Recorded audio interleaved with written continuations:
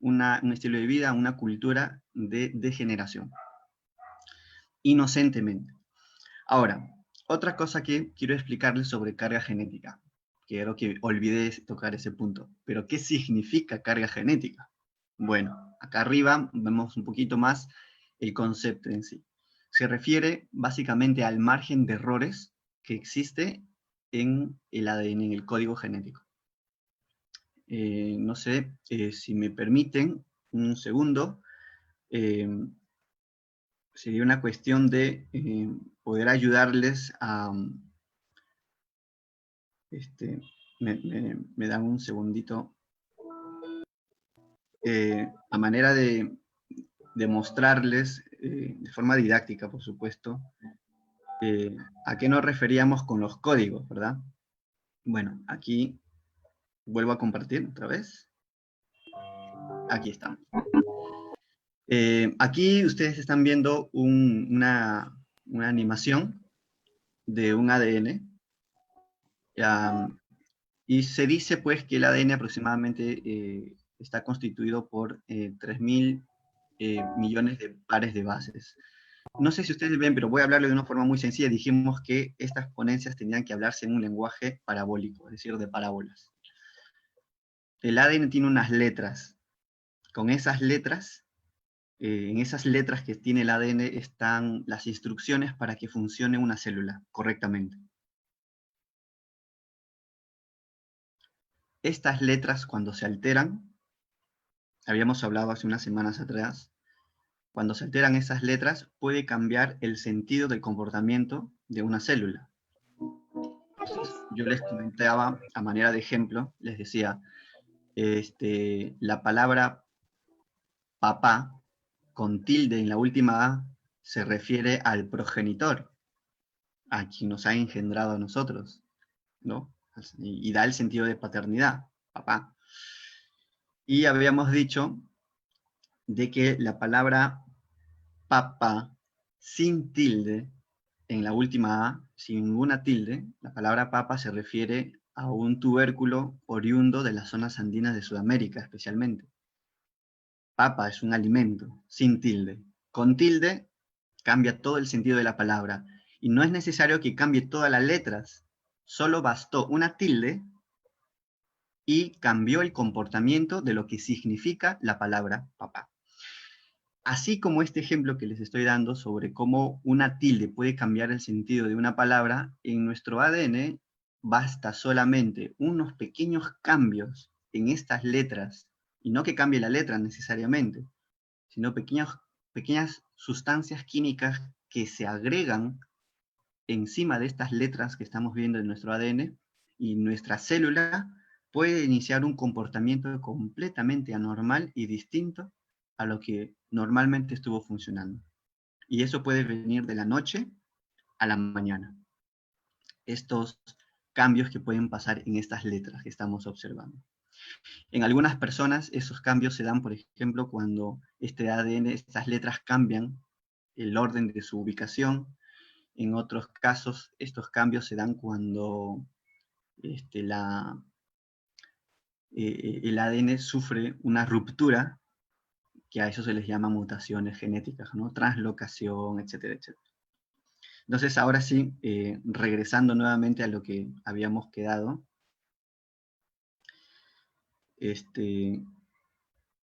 a ver, estamos regresando a la diapositiva. Aquí estamos, ¿no?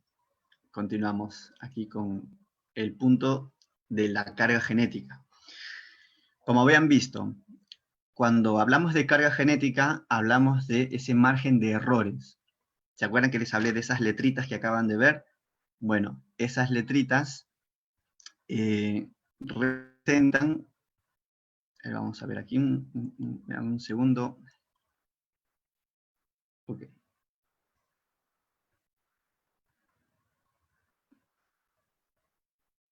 Aquí estamos. Entonces, esas letritas, cuando van acumulándose errores en el ADN, esa acumulación de errores es lo que representan los colores acá en la imagen de los gráficos que les muestro.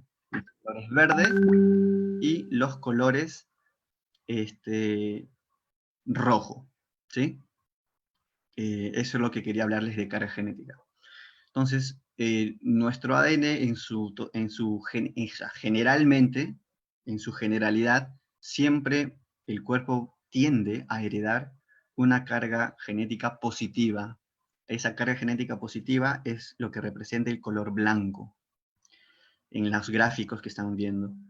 Y la carga genética negativa, el rojo es heredado y el verde es que nosotros hemos cultivado esos errores, esa carga genética negativa. Pero nosotros siempre, por naturaleza, tendemos a heredar una carga genética positiva.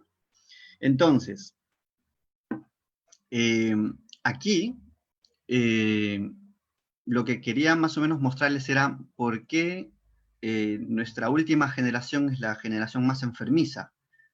Y eso tendríamos que observar de pronto muchos cambios que ha pasado en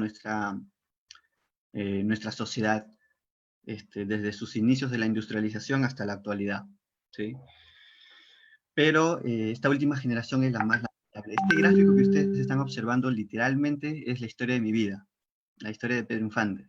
Y se las quiero compartir porque probablemente sea una de las explicaciones que nos haga entender por qué también a muchos de nuestras amistades cercanos, familias o incluso tal vez a ti mismo puede ser que te veas identificado.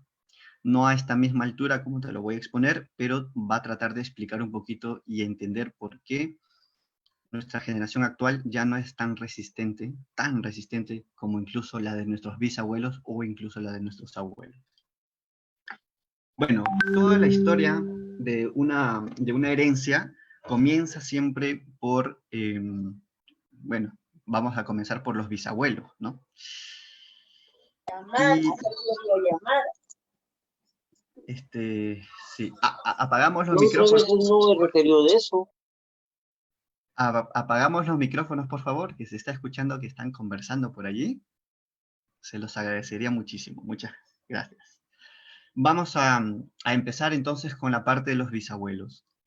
Aquí estamos leyendo la palabra donde dice edad madura. ¿Y por qué se refiere a edad madura? Porque mayormente nuestros abuelos siempre esperaban una edad de madurez, una adultez, al menos pasada de los 23 años, pasada los 25 años para poder engendrar hijos. Antes, se estipulaba que en su normalidad la sociedad estaba formada culturizacionalmente hablando, ¿no? Era la culturización que tenían nuestros antepasados de que los muchachos, a los nenes se los trae al mundo en una edad madura. Algo que ya veremos que nuestra sociedad actual difiere mucho eso. Entonces, digamos que nuestros bisabuelos empezaron a engendrar hijos a partir de los 28 o 30 años de edad. Y vemos acá un gráfico que este abuelo ha heredado un margen de errores. Es decir, cuando él nació con un margen de errores.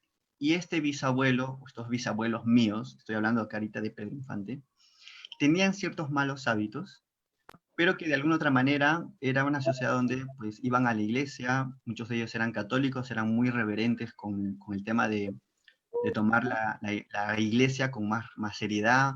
Eran tiempos donde se veía muy mal de pronto estar en un escándalo, digamos, de infidelidad amorosa, o de estar altas horas en la noche embriagándose a vista pública, qué sé yo. Eran tiempos donde se guardaba mucho el aspecto de las apariencias morales y no había muchos excesos, ¿no? Socialmente hablando. Pero no voy a negar que tuve bisabuelos que eran borrachos, muy alcohólicos, y al margen de eso, ya se imaginarán con muy malos hábitos. Cosas que en su momento tendríamos que hablar, ¿qué hábitos, no? No, ya eso lo hablaremos en su momento, pero ya les puedo ir contando que eran hábitos que de alguna otra manera cultivaban ellos errores. Errores que en su ignorancia ni ellos sabían que esto le iban a dar de yapita de herencia a sus siguientes generaciones.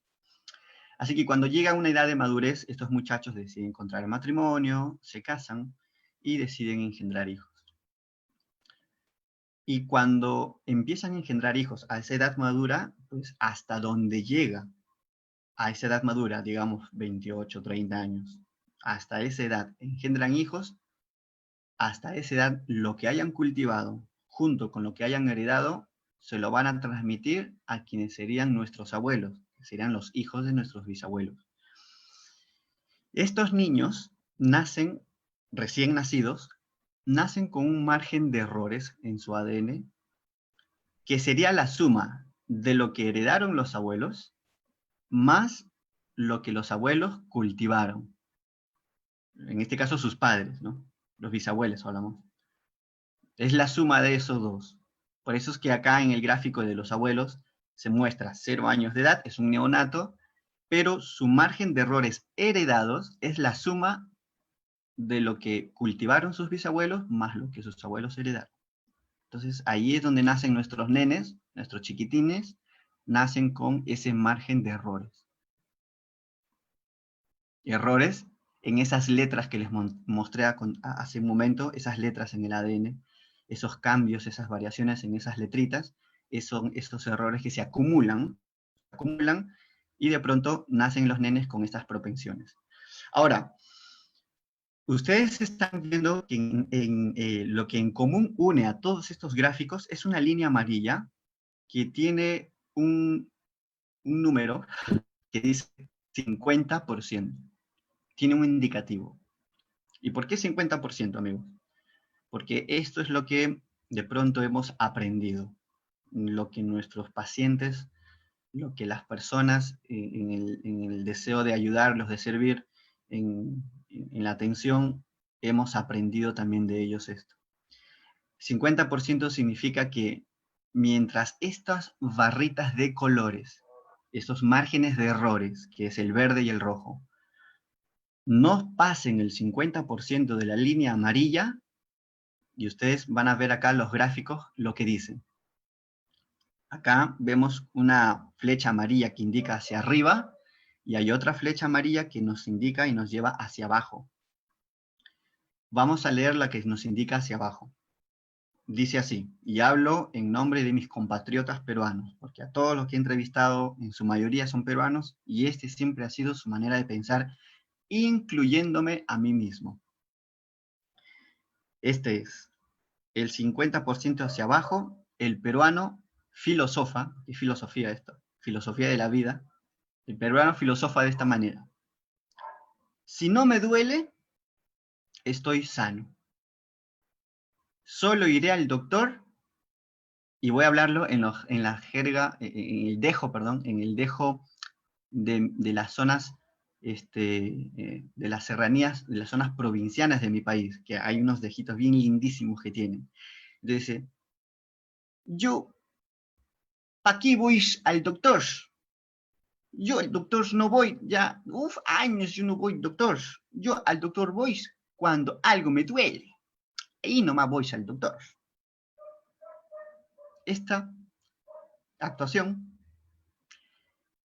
es la viva expresión en sitios, en cualquier parte del país, en mi país, y la verdad considero que este es un problema de todo latino, porque he atendido gente que es europea, de otros lugares, de países del primer mundo, y ellos tienen una cultura de prevención. Ellos pagan un seguro de salud, ellos siempre tienen chequeos, aunque no quieran, pero ellos tienen que hacerlo porque es parte de su normativa. En nuestros países latinoamericanos, especialmente centro y latinoamericanos, sudamericanos, siempre surge este mal hábito de cultura que tenemos, de basar un diagnóstico solamente porque nos duela algo. Y esta filosofía, esta manera de pensar, se ha transmitido desde los bisabuelos hasta los hijos y los nietos. Aunque la última generación es la que más visita al médico que la de los antiguos. Y ya se imaginarán por qué. Según los gráficos ya nos hace entender. Pero bueno, vamos a lo que estábamos. Eso es lo que significa esta línea amarilla del 50%. Es decir, si no pasa el margen de errores, al menos el 50% en nuestra resistencia de nuestra genética, porque nuestra genética soporta el margen de errores, pero si pasa ese 50%, vamos a tener serios problemas. Ya al final les voy a explicar por qué tuvimos que hacer este gráfico, de qué significa y más o menos qué es lo que nos llevó a realizarlo. Bueno, Acá los niños de 0 añitos de edad, estamos acá en la columna de abuelos, los niñitos nacidos de 0 añitos de edad empiezan a crecer y a desarrollarse en un sistema de vida. De pronto en estos tiempos ya las cosas empezaban a cambiar mucho. Son ya épocas donde poco a poco la industrialización empezó a ingresar a las regiones más humildes del país.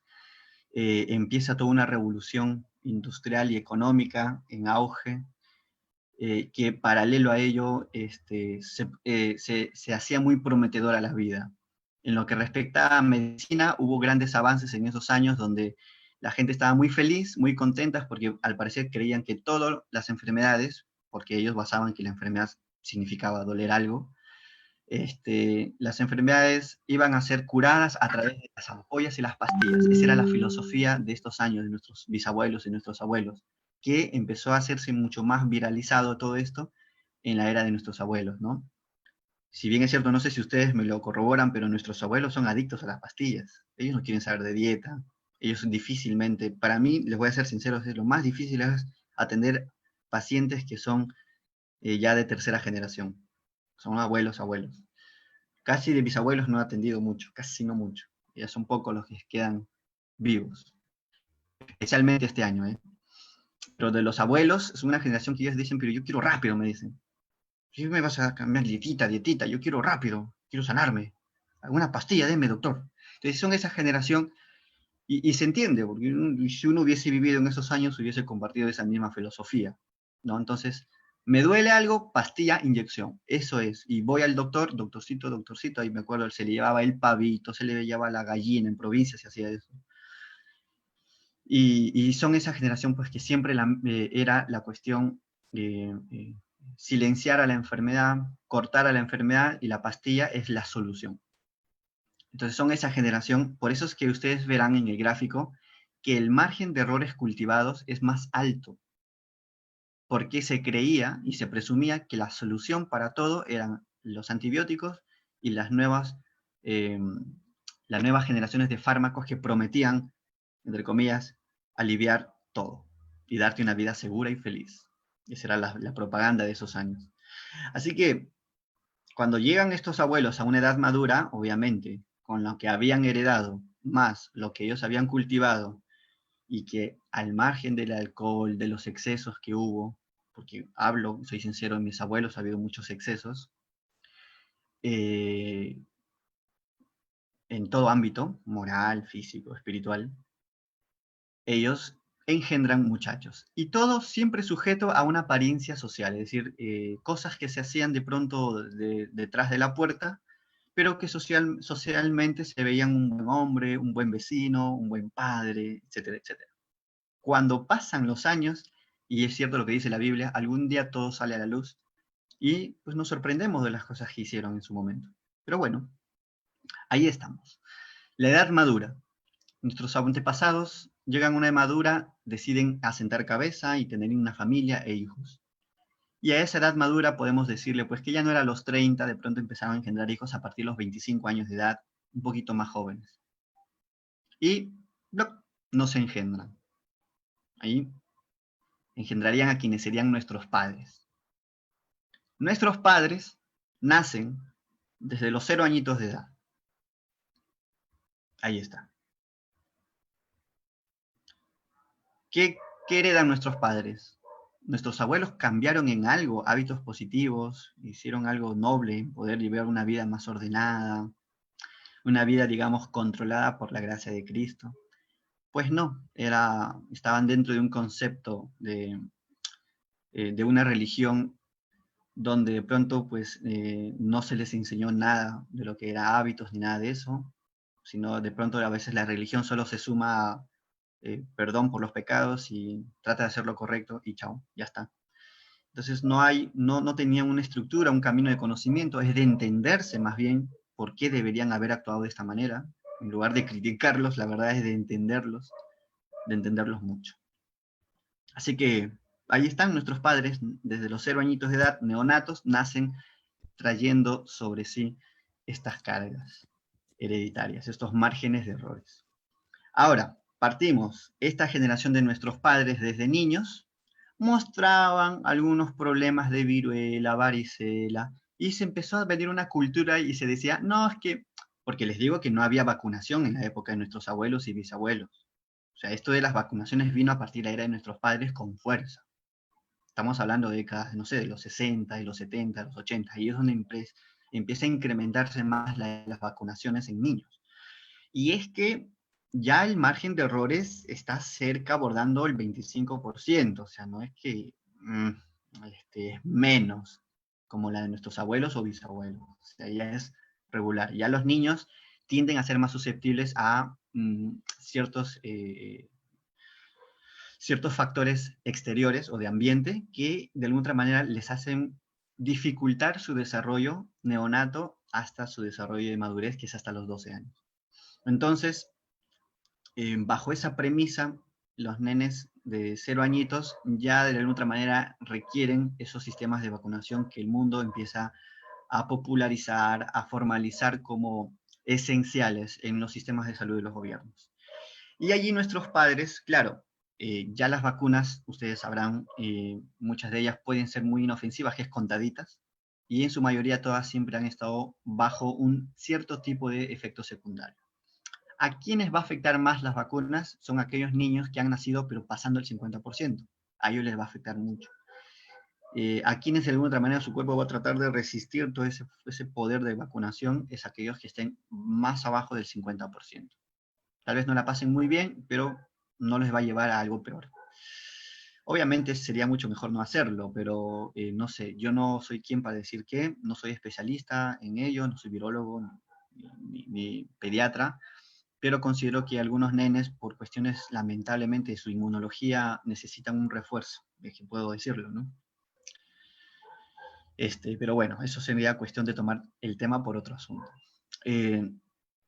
Y aquí nuestros padres empiezan a crecer, y la mayoría de ellos ven que el país, al menos mi país, Perú, y no sé si pasaba lo mismo en Chile, en Argentina, pero eran épocas en las que nuestros padres tenían la necesidad, muchos desde nuestros abuelos, pero mayormente la de nuestros padres tuvo la necesidad, al menos eso pasó con la mía, mi familia, tuvieron la necesidad de viajar y venir a vivir a las capitales principales de nuestras ciudades. O sea, son las capitales, a las capitales de los países, a las ciudades de nuestros países. Y migraron para una mejor calidad de vida, para mayor oportunidades para poder desarrollarse profesionalmente, intelectualmente, económicamente, etc. Y de pronto para poder tener siempre esa vida un poco más cómoda, ¿no? Porque la vida en provincia, en el campo, suele ser siempre un poquito más sacrificada que la vida en la ciudad, por supuesto.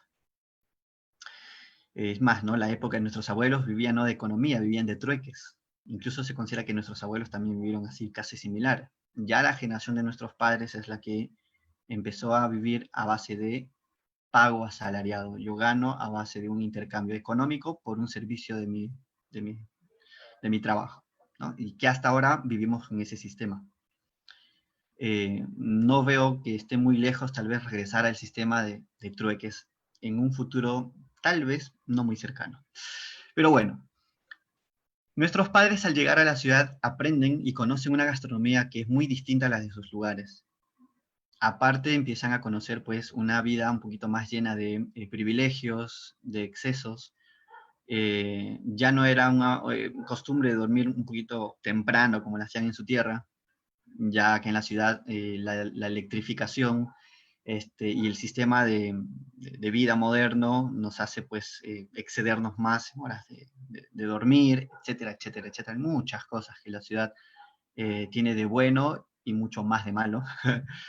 Así que nuestros padres disfrutan, conocen, se permean, vienen desde muy jóvenes, 14 añitos, 12 añitos, 10 añitos, otros vienen a partir de los 16, otros incluso por los abuelos, ya nacen en la ciudad. Pero ahí están nuestros padres. Aprenden a cambiar su cultura de alimentación, de hábitos, etcétera, etcétera, y de pronto la vida es un poquito más liberal. Los excesos son mucho más triplicados y cuatriplicados que lo que nuestros abuelos y bisabuelos hicieron. Y allí es donde nuestros padres, de alguna u otra manera, ya empiezan a tener los primeros achaques y empieza la famosa moda de, qué bacán, voy a visitar al doctor. y que me recete algo para calmar.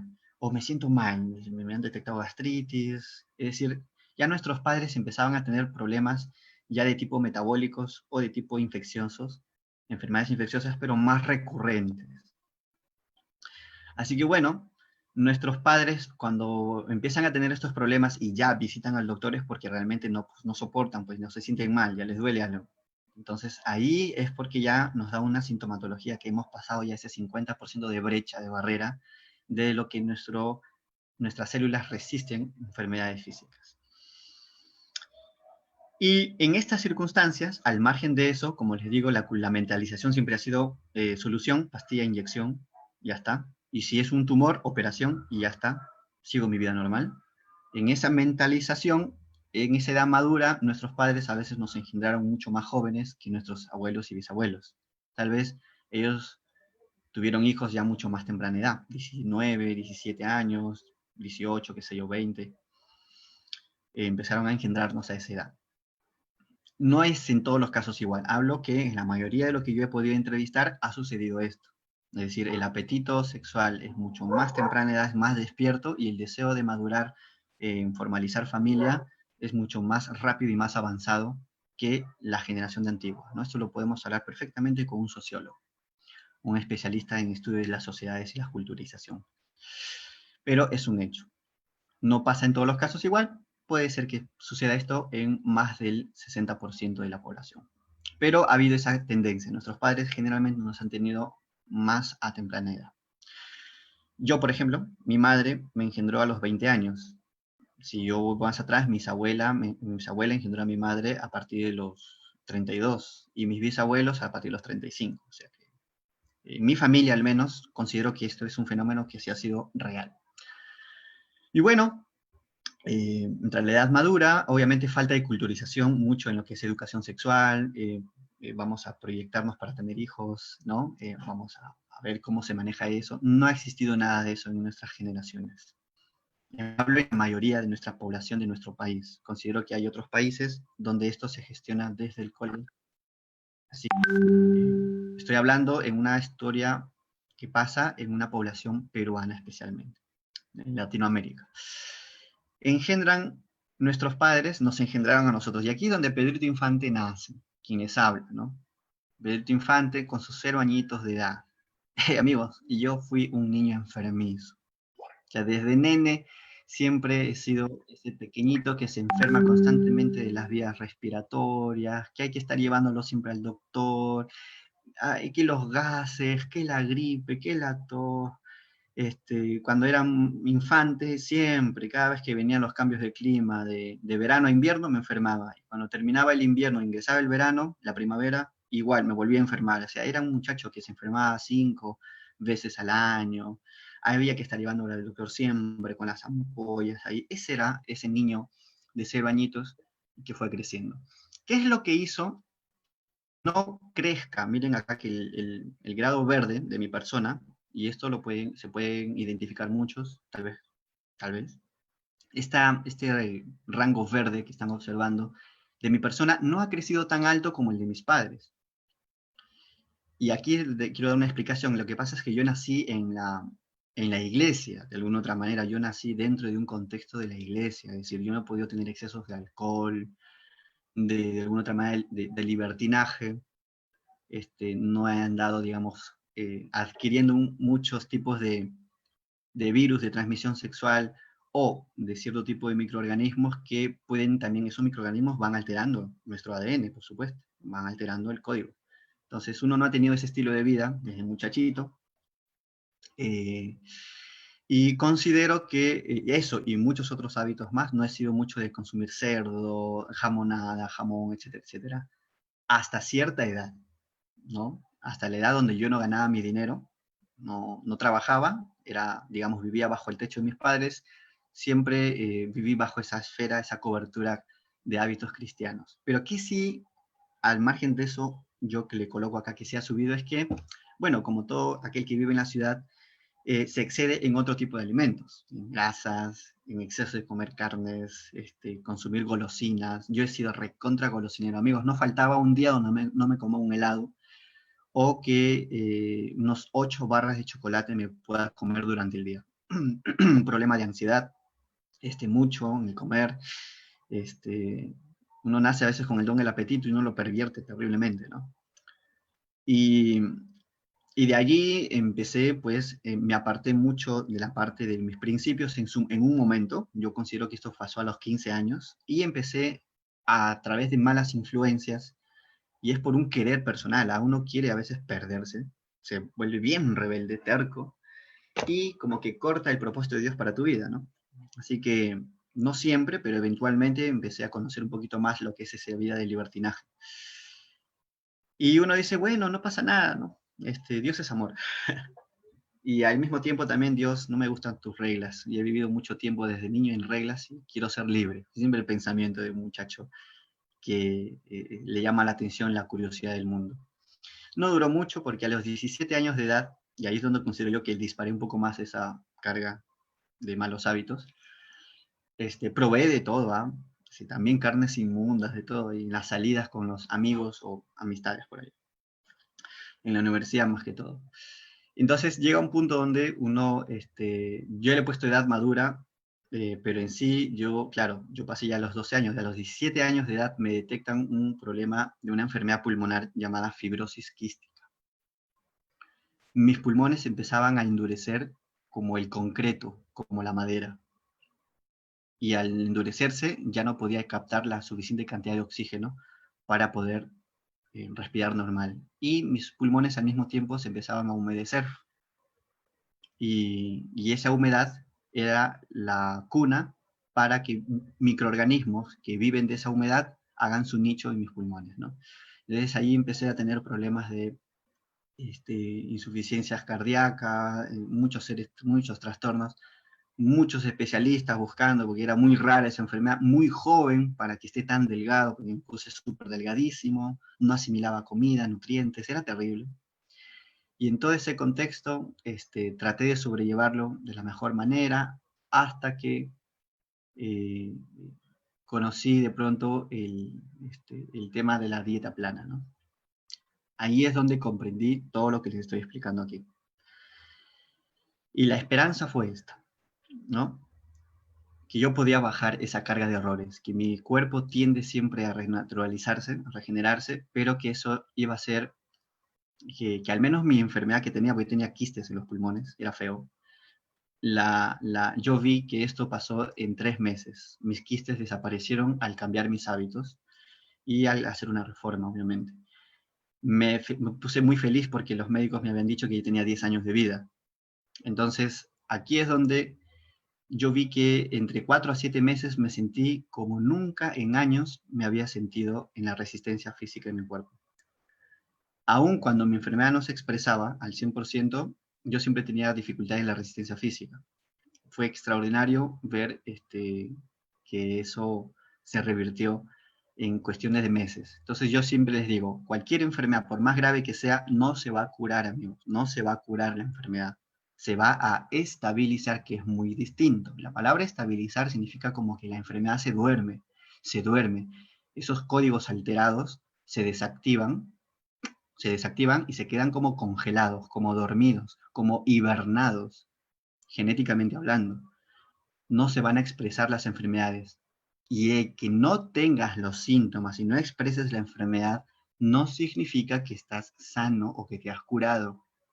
Te has solamente estabilizado. Tu cuerpo ha silenciado esos códigos que expresaban la enfermedad. Pero tu margen de error sigue alto.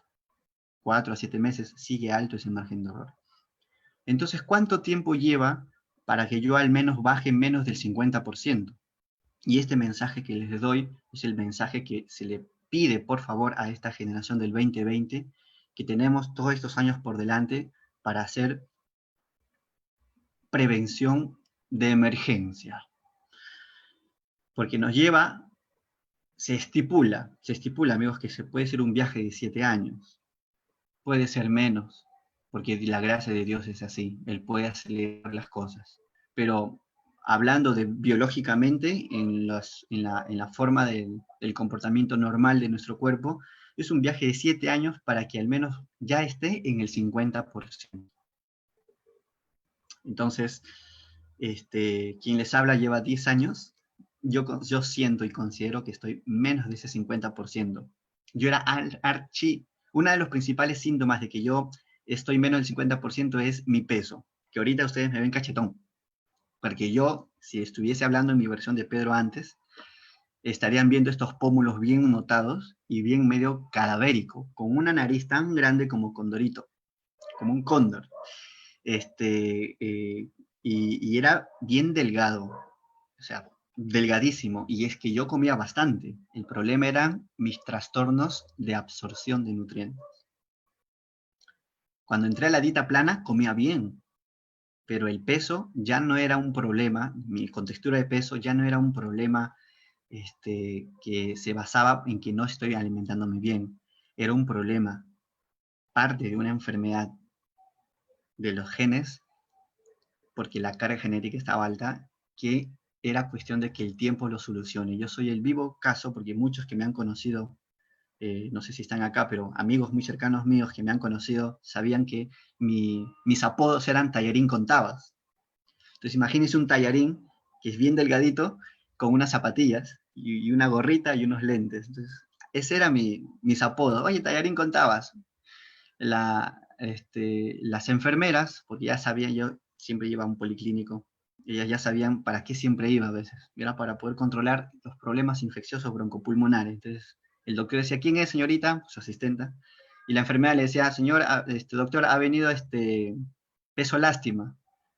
Peso lástima. Ah, ya, ese era yo, peso lástima. Flaquísimo. Cuando tus genes, cuando tu ADN empieza a pasar un proceso de renaturalización, y eso significa que esos márgenes de errores empiezan a corregirse en el paso de los años, llega un año donde de pronto, y les digo, así como de la noche a la mañana se activa una enfermedad, de la noche a la mañana existen cambios bonitos en tu cuerpo. Yo sentí que el año donde, amigos, me puse obeso, y no es porque comía mal, era porque mi cuerpo se volvió una aspiradora de nutrientes. De lo que era difícil, genéticamente tenía problemas para absorber, supongo que se habrían reparado esos genes del metabolismo de alimentos, pero yo recuerdo en el año 2017, ya estamos hablando hace 3 años atrás, yo llegué a estar con 10 kilos de sobrepeso, amigos. Era algo increíble, era imposible que eso pase en alguien que estaba condenado a ser un peso lástima. Y es que la enfermedad que yo fui diagnosticado, que es el patrón fibrosis quística, lo que estamos estudiando aquí en estos temarios, justamente se trata de una enfermedad que, aparte de problemas de broncopulmonares, es una enfermedad que afecta a muchos sistemas, y uno de los principales es el sistema gastrointestinal, fibrosis quística. Entonces, el hecho de ver, porque yo, amigos, yo comía y me agarraba también a veces una ansiedad de comer, y comía, y ya es que era un tema de absorción de nutrientes. Entonces, por primera vez en mi vida me di el lujo de hacer dieta, o sea, de controlar más ciertas ingestas y valores calóricos, que una amiga nutricionista me pudo ayudar en eso incluso. Porque yo lo que hago, amigos, es trabajar dietas que tengan que ver con trastornos de lo que es nutrigenética. Yo no soy un nutricionista capacitado justamente para trabajar en otras esferas de la nutrición, porque la ciencia de la nutrición es tan amplia y maravillosa.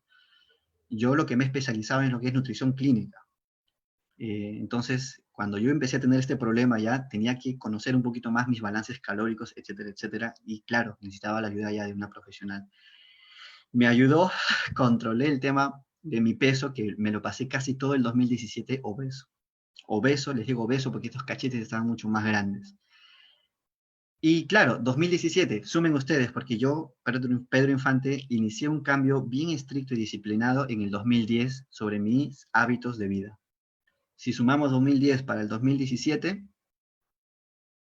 es de sorprenderse, pero fue esto lo que pasó con el rey Nabucodonosor en la Biblia. Comió pasto y tomó agua por 7 años, porque fueron los años que Dios lo designó, y el rey Nabucodonosor recobró la cordura, dice la palabra, y fue restituido. Pedro Infante, el peso lástima, dejó de ser lástima en el 2017 cuando se contó del 2010. Lo he visto este fenómeno en otros conocidos míos, que es muy cercanos a mí, en otros aspectos de su salud. He tenido conocidos míos que tienen problemas psiquiátricos Ya han pasado 7 años que están con esto y irreconociblemente son personas distintas. No sé, pero algo pasó en la mente, tipo Nabucodonosor en el libro de Daniel. Y es que hay ciencia en esto, pero les voy a ser sinceros, todo esto, mi sueño en el futuro es trabajar, digamos, seguir yo y buscar la colaboración de personas amistades que tengan laboratorios de ADN y otros profesionales disciplinados en poder ver cómo hacer un estudio este, a largo plazo, un estudio de proyección se llama, para poder llevar un control y ver cómo genéticamente pasan estos cambios. Entonces, en el futuro, cuando hay que hablar, hablemos con argumentos que estén también comprobados, no solamente en la experiencia, o no solamente evidenciado con data clínica, sino llevado esto a escala de genética, porque si hablamos de carga genética, esto también está pasando a nivel genético, solo que no hay una manera de poder explicar cómo suceden esos cambios, neurológicamente hablando, como en otros genes de la nutrición. Ese es mi sueño, eh, ver cómo podemos trabajar en un equipo multidisciplinario para poder llevarlo esto a escalas de ese nivel.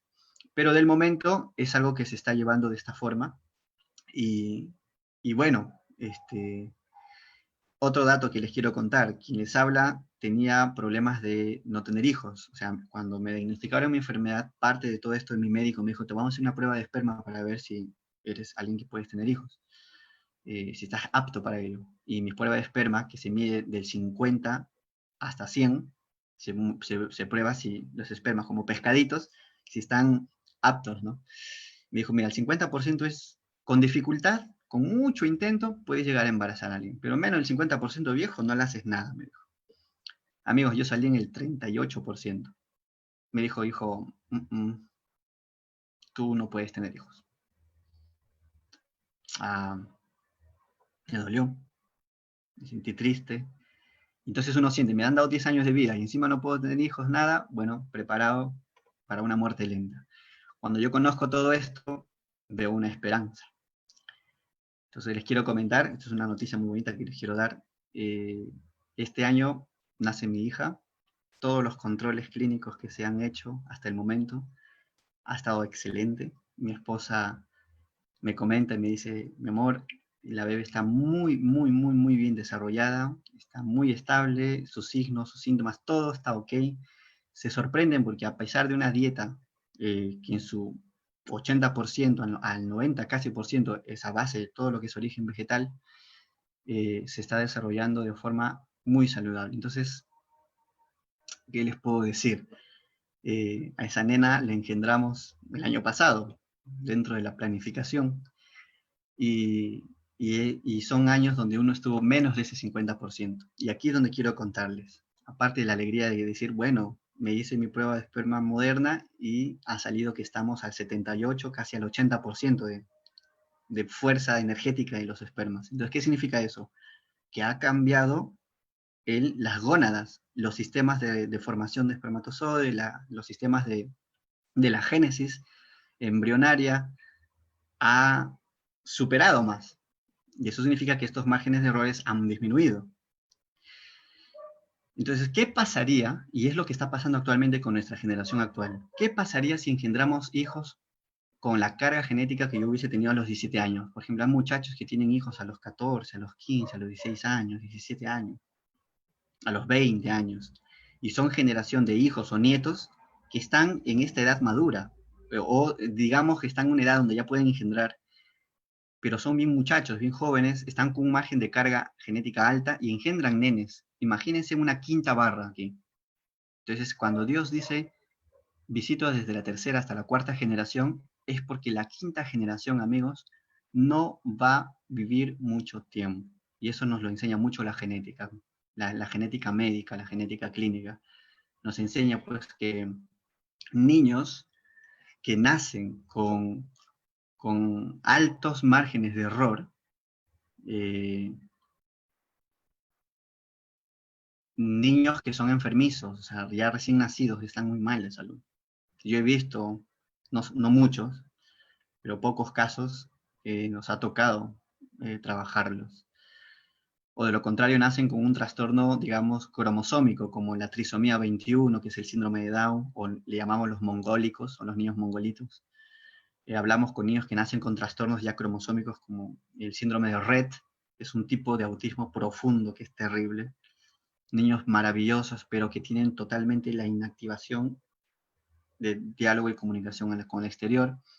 Vemos cuadros, por ejemplo, de niños que nacen ya con el hígado como si fuera de un adulto de 80 años, un abuelo de tercera edad de 80 años, recién nacido, ¿no? Con los cuadros hepáticos de locura, y son síndromes, son enfermedades genéticas que lamentablemente pues terminan naciendo con cosas raras, justamente producto de que sus padres los han engendrado estando en estos niveles altos de carga genética.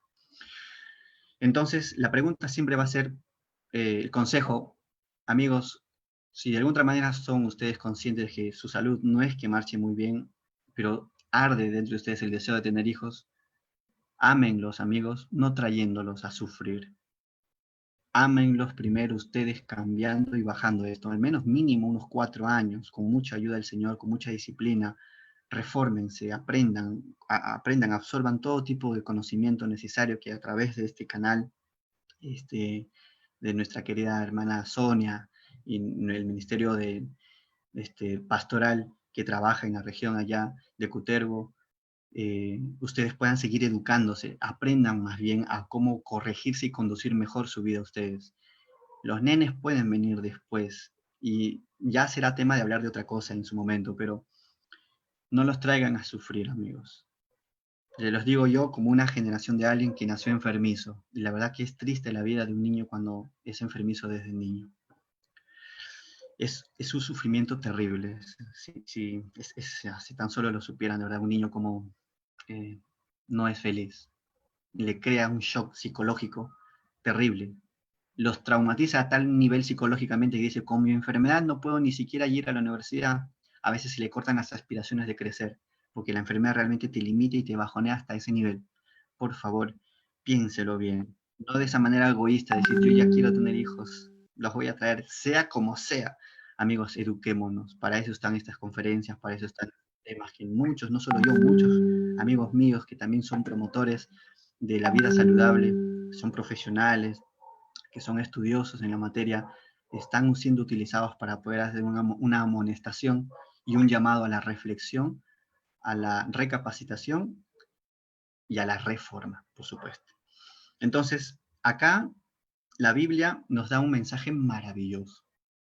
Muchos dicen, es que como yo soy así porque lo he heredado de mi papá. No, yo soy así porque eso lo he heredado de mi mamá, de mis abuelos. Entonces, yo es algo que soy así, yo ya no cambio. Bueno, falso. Otros, no, mi enfermedad es genética y mi doctor ha dicho que no tiene cura, no tiene cura, no tiene cura, la diabetes no tiene cura, la hipertensión no tiene cura, los trastornos estos no tiene cura, no tiene cura, no tiene cura, no tiene cura, y se cierran con no tiene cura, y son cristianos. Yo los puedo comprender de un cristiano católico, porque son mis hermanos católicos, son bien, bien, bien reverentes con su fe. Pero en lo que respecta a la ciencia de la nutrición, desconocen mucho. Yo puedo comprender eso de ellos. Puedo comprender a mis hermanos evangélicos, protestantes. Pero yo no puedo comprender que estas afirmaciones vengan de mis hermanos adventistas. Pero al mismo tiempo intento entender que son mis hermanos adventistas que nunca han sabido de estas cosas, nunca han leído los libros de White, justamente donde ella nos habla de todo esto. Entonces, es de entender de que muchos de mis hermanos adventistas no tienen tampoco el hábito de la lectura. Entonces, estos temas, estas ponencias que se programan a través de estos canales de divulgación de vida saludable, sirven justamente para que aquellos que no tienen el hábito de lectura, no saben, no leen, no entienden, a través de estas conferencias es la manera de que puedan comprender, pero tienes que saber. Ahora, si sabiendo no lo sabes hacer lo bueno, dice Santiago que a eso le es contado como pecado, ¿no? Sabiendo hacer lo bueno y no se hace, bueno. Ahora, Ezequiel 18, amigos. Esto rompe eso que se dice, no, mi enfermedad no tiene cura, o yo soy así, ya no voy a psicológicos, de hábitos físicos, lo que sea. Ezequiel 18 y estos versículos que ven nos habla, el Hijo ya no llevará el pecado del Padre, ni el Padre llevará el pecado del Hijo. El alma que pecare, esa morirá. En otras palabras, el que se quiera obstinar en que aún sabiendo lo bueno no quiere hacerlo, cosechará el producto de su terquedad. Eso es lo que quiere decir el mensaje de Ezequiel 18. Pero aquel que es un hijo malo, ¿no? un muchacho terrible, muy desordenado en todo sentido, pero recapacita y se vuelve a mí, dice el Señor, se vuelve a mí, me busca a mí, busca mi gracia, busca mi poder, decide caminar en mis caminos, decide buscar la misericordia y la justicia, decide impartirla con los demás, eso, dice, yo le haré favores, y dice, y esa persona no morirá, vivirá, y así de cierto, dice Jehová, el Señor. Ezequiel 18 es el capítulo que nos habla de la regeneración, pero nos lo dice en forma muy metafórica. Es el capítulo lleno de las promesas de que una enfermedad genética sí se puede curar. Es el indicio de que un problema moral, personal que tú puedas tener, sí lo puedes vencer. Es que el 18 dice, yo no quiero la muerte del que muere, yo quiero su vida. Pero quiero que entiendas que la única forma como vas a poder salir adelante es a través de mí y permaneciendo en mis caminos. Y los caminos de Dios son las leyes de la naturaleza, las leyes de la fisiología, porque Dios lo ha instituido por algo, y los caminos de Dios son también sus caminos de amor al prójimo, de compartir la misericordia con nosotros. Esos son los caminos de Dios. Entonces, queridos, Ezequiel 18 es un libro maravilloso. Yo les invito a repasar y meditar muchísimo todo el tema de carga genética y a través de esta comprensión de carga genética entender con ojos y con la mente, con nuevos ojos, con los ojos de la gracia, con la mente abierta, entender mejor a Ezequiel 18.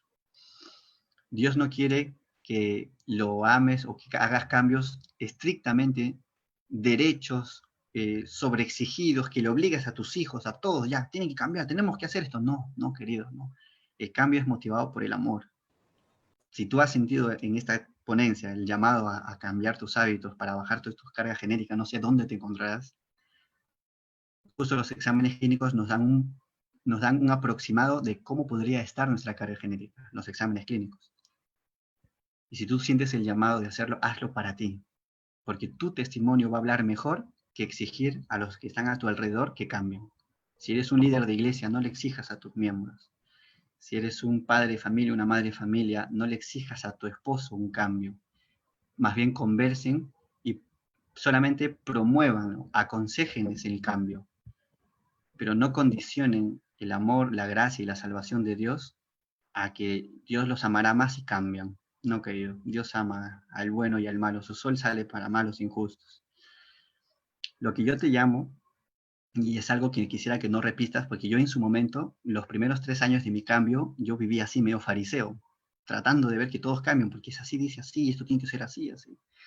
Pero me di cuenta que mi vida y mi testimonio iba a hablar 1000 veces más fuerte que 1000 sermones, 1000 palabras. Seamos nosotros ese cambio mejor, y si nos piden consejo, allí recién hablemos. Si nos piden orientación, allí podemos aconsejar, pero no exijamos. Por más que sea bueno, no exijamos. Ni Dios nos lo exige. ¿Cuánto más nosotros deberemos hacer eso con los demás? Y bueno, queridos, cuando pasa el 50%, siempre nosotros solemos preguntarnos, ¿no? Cuando algo ya no marcha bien, cuando sentimos que el estómago nos calienta y nos arde por más de una semana, decimos, uy, caramba, estoy de serio, me he consumido bismutol, que es un relajante gástrico, me he consumido esto, el otro, y nada. Entonces decimos, no sé por qué me duele mi cuerpo. Iré a ver al doctor, a ver qué me dirá. Que me dé una medicinita para que me corte este dolor. Ay, que no me siento bien. Lo voy a hablar en una jerga de mis compatriotas peruanos, provincianos, en esa manera, en ese timbre que ellos cantan, ¿no? Ay, voy, doctor. Ay, me duele, auf, auf, ya no puedo más, vamos al doctor, llévame, ya que me dé algo que me corte esto, ya me duele, me siento mal. Enferma ya estoy, ahora sí voy al doctor.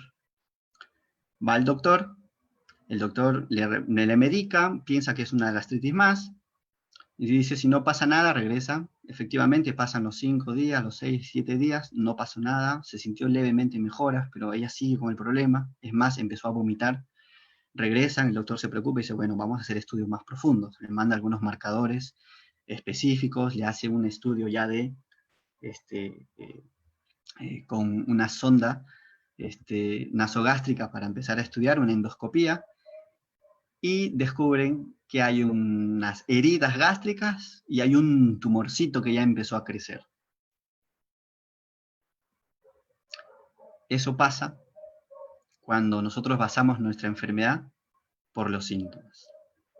Entonces, queridos, no tenemos que basar nuestra enfermedad porque nos sintamos que nos duele o no nos duele, por favor. Es algo que no repitan ese error que yo en mi persona lo hice también. Esperemos, mire, estar a un punto de desahuciado para recién iniciar el cambio.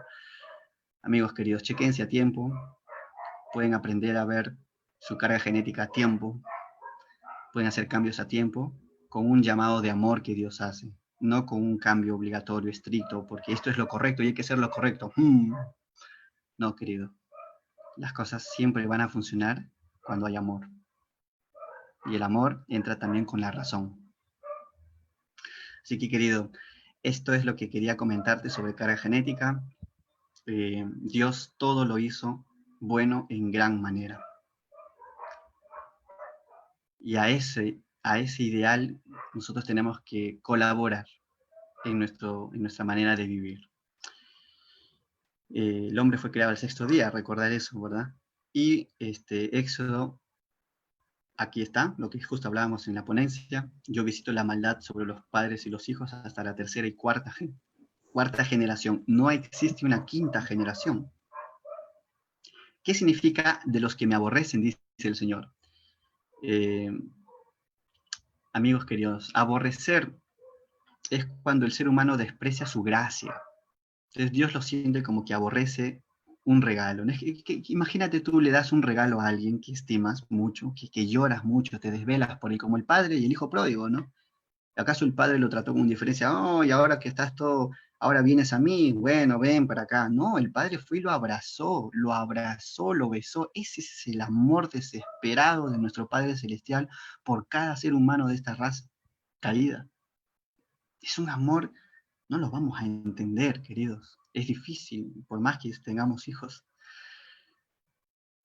Pero Dios siente que lo aborrecen. No le está hablando acá en términos de resentido, de un Dios resentido, oh, ya no te voy a hacer misericordia porque tú me aborreces. No, sino que Dios le duele porque Él no puede hacer nada con alguien que no quiere caminar en sus caminos, alguien que no quiere cambiar sus hábitos, alguien que le importa un comino, como decimos en Perú, me importa un bledo, como dicen en otros países, es decir, me importa un rábano, como dicen en España. El cambiar no me interesa. Y el Padre sufre, queridos. Cristo llora y derrama lágrimas por esta generación que es obstinada. No quiere cambiar, porque no le duele, pues. Y así es lo más triste a veces, que nosotros queremos experimentar lo más difícil, pero ahí está Él. Su misericordia no se va a cortar para alguien que se arrepienta, pero Él no puede negar que esta generación lo aborrece, y Él siente que el aborrecimiento es que no lo escuchan, rechazan su misericordia y su gracia, y rechazan sus consejos. ¿Y qué podemos hacer? No podemos hacer nada. Entonces, la maldad, la herencia, se va a tener que transmitir, se van a tener que transmitir las enfermedades. No hay otra cosa que pueda hacer Dios porque no lo quieren aceptar. Él no puede intervenir en la voluntad de alguien que no quiere saber nada, ni nada con él, ni mucho menos razonar científicamente con los argumentos de Dios. No quiere saber nada. Y por más que lo sepa, no se ve motivado a cambiar porque dice, yo estoy sano. Esto que les estoy hablando, este era Pedro Infante, un hijo rebelde, sabiendo lo bueno, no querido hacerlo. Tuvieron que desahuciarme, tuve que pasar un trauma en mi vida, en mi salud, para experimentar la misericordia de Dios. Yo te hago un llamado, si hoy sientes el llamado de hacer un cambio, hazlo, querido. Cede. Cristo te puede dar poder, en su sangre hay poder para cambiar. Porque por ti mismo no. Te voy a ser sincero, yo tampoco pude. Pero tú sí puedes, con el poder de la sangre de Cristo. Allí sí hay poder. Entonces Dios ya no va a sentir que lo aborrecen, Dios va a sentir que lo amas. Dios va a sentir que quieres empezar a vivir una vida a base con el poder de su gracia. Entonces sí, va a empezar ahora a hacer misericordia contigo. va a hacer misericordia a millares. Así como millares lo aborrecen, muchos de esos millares, a través de la enfermedad u otras dificultades de su vida, amorosa, conyugal, etcétera, deciden buscar su gracia y vivir con su gracia. Dios le empieza a hacer misericordia a esos millares. Pero, ¿quiénes son? ¿Cuál es la característica de aquellos a quien Dios comparte su misericordia? Es cuando deciden amar a Dios, deciden tomar su gracia y deciden caminar bajo las instrucciones de ese Padre amoroso celestial. El libro de Proverbios, Dios dice: no, hijo mío, atiende a mis consejos, escucha atentamente lo que te digo, no pierdas de vista mis palabras, guárdalas muy dentro de tu corazón, porque mis palabras, dice, dan vida a quienes las hallan. Si tú practicas los consejos de la vida saludable, vas a vivir mejor. Tus achaques, tus enfermedades no se cortarán rápido, se dormirán tus enfermedades, se van a dormir, como te había explicado anteriormente. Vas a empezar a experimentar una dicha, y esa dicha compartirla con los demás. Dice: mis palabras, mis principios, mis consejos, dice el Señor, son salud del cuerpo. Maravilloso promesa, querido. Te invito a que puedas, con oración en tu recámara en secreto, poder compartir con Dios una intimidad y un nuevo pacto. Éxodo 15:26 dice el Señor: si escuchan mi voz y hacen lo que considero es justo, y cumplen mis mandamientos, mis leyes naturales, morales, o sea, en otras palabras, si deciden con su corazoncito, tienen el deseo de cambiar, si tienen ese deseo, y tener el deseo ya es empezar a cumplir, querido, porque en tu corazón quieres cumplir la palabra, la ley, y te falta poder, ahí va a estar Él con su gracia. ¿No? Dice: no trataré sobre ustedes ninguna enfermedad de la que traje a los egipcios. ¿Viste? Lo hermoso de vivir bajo la cobertura de Dios, bajo la sabiduría de sus consejos. Yo soy el Señor que les devuelve la salud. Proverbios 13:12, la esperanza frustrada aflige el corazón. Cuando nosotros tenemos deseos que no los hemos podido conseguir, no hemos podido cumplir ciertos anhelos que tenemos en nuestro corazón, querido, no te desanimes, trabaja en ello. Trabaja, organízate bien y confía en la providencia de Dios para poder seguir construyendo esos planes que tienes. No porque ha habido una pandemia se pueden frustrar en absoluto. El Señor, en el momento de más crisis que ha vivido su pueblo, también levantó grandes reformas y grandes proyectos. Por ejemplo, veamos cómo reconstruyeron el templo en los tiempos de, de Atarjerjes, con Nehemías. Entonces, puede ser que el tiempo de crisis se esté viviendo, pero Dios no puede frenar proyectos. Ahora, si tú pierdes la fe, te desanimas por las circunstancias de este sistema pandemia que se está viviendo, y tu deseo no es cumplido, te frustras, te va a afectar a tu salud, querido. El Señor todavía está protegiendo y cuidando a sus siervos, a sus siervos, a sus siervas. El deseo que sí has cumplido es un árbol de vida. ¿Justo se acuerdan del árbol de salud que les estaba hablando? Bueno, esto de acá se refiere a la parte de Corea de Huntington. La parte como psicológicamente tu árbol, que es tu cuerpo, tu árbol de vida, se frena, se bloquea cuando la esperanza está frustrada. Pero cuando la fe está junto con la esperanza, y dice Pablo en 1 Corintios 13, la fe, la esperanza y el amor, pero el mayor de ellos es el amor. Si tú crees que de verdad tu Padre Celestial te ha perdonado, si tú crees que de verdad tu Padre Celestial te ama, te ama, te ama, te ama de verdad, no dudas realmente de ese amor, porque ¿qué padre odia a su hijo, querido? Y si aún fuera un Padre terrenal, este Padre Celestial, si tan solo lo conocieras, si tan solo experimentaras su compañía, cambiaría tu tristeza en gozo, y cambiaría tu desesperanza en esperanza, cambiaría tu incredulidad en fe, y cambiaría tu miedo por amor. Pero eso es algo que tú tienes que hacerlo en tu recámara en secreto. Y tu Padre que ve en lo secreto, verás cómo en el testimonio de los demás te recompensará en público. Bueno, querido Ezequiel, el alma que pecare esa morirá. En el verso 31 nos hace un llamado, perdón, en el 20, la justicia del justo será sobre él, la impiedad del impío será sobre él. El 30 hace un llamado, convertíos y apartaos de todas vuestras malos hábitos. Malos hábitos significa transgresiones. Ignorantemente cometemos muchas transgresiones. Y no será la iniquidad causa de ruina. Es decir, no cosecharéis una enfermedad, una desgracia por andar desorientado, sin buenos hábitos, ¿no? Es lindo, ¿verdad? La palabra de Dios es grande. Echad de vosotros, dice, todas esas transgresiones que hacéis, que habéis hecho, y haceos un nuevo corazón y un espíritu nuevo. ¿Quién nos lo puede dar esto? Él mismo que hace la promesa, él mismo es capaz, con su maravillosa gracia, de transformarnos, un corazón nuevo y un espíritu nuevo. El 32 dice, yo no quiero la muerte del que muere. Convertíos, amigos. Cambia, decide, acepta el llamado de Dios y empezarás a vivir, como dijo Jesús, una vida en abundancia. Y bueno, queridos, la próxima semana tocaremos el punto número 4, es por qué conocer el código genético.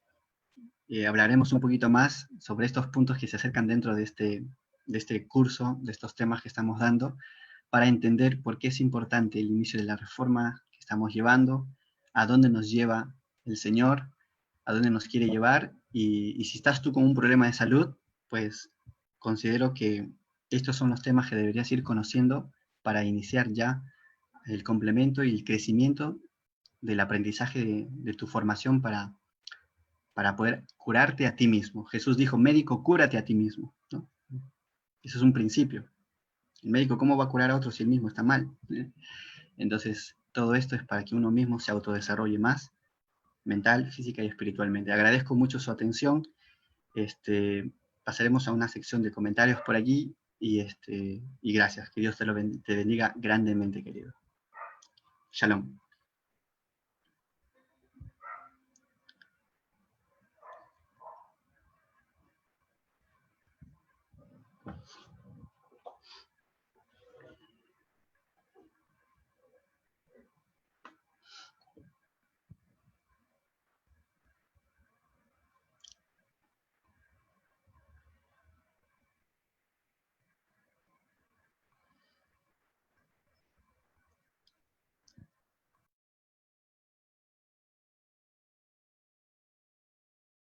Hola.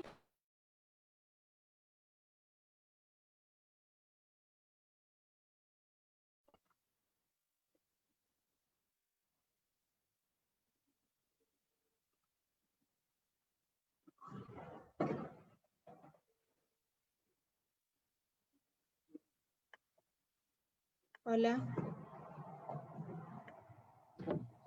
Hola.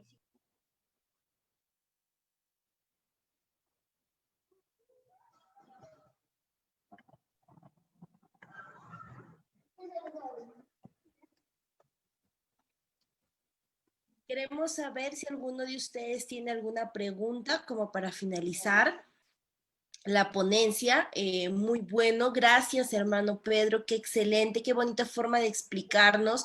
Hemos aprendido sin duda muchas cosas esta noche. Para los que no vieron el chat, esta ponencia la podemos encontrar en Facebook. Hay una página llamada, un grupo cerrado llamado Adventistas Cutervo. Si ustedes le dan clic allí, pueden verla, pero si no, le dan clic a unirse al grupo, nosotros vamos a estar atentos para aceptarlos y ustedes puedan verlos. ¿Hay algunas preguntas? El internet. Sé que de repente me están escuchando cortada la comunicación, pero ¿hay alguna pregunta que ustedes tengan para poder hacerla a nuestro hermano Pedro? De repente pueden escribirla por el chat. ¿Con qué? Sí, claro, el grupo de Facebook se llama... Buenas noches, ¿Puedo hermana. hacer pregunta, por favor? Sí, buenas noches. ¿Con qué análisis? Claro, claro. Buenas noches, hermano. Muchas gracias. Dios lo bendiga. ¿Con qué análisis, con qué examen se puede uno mirar esa parte si está bien en el DAN?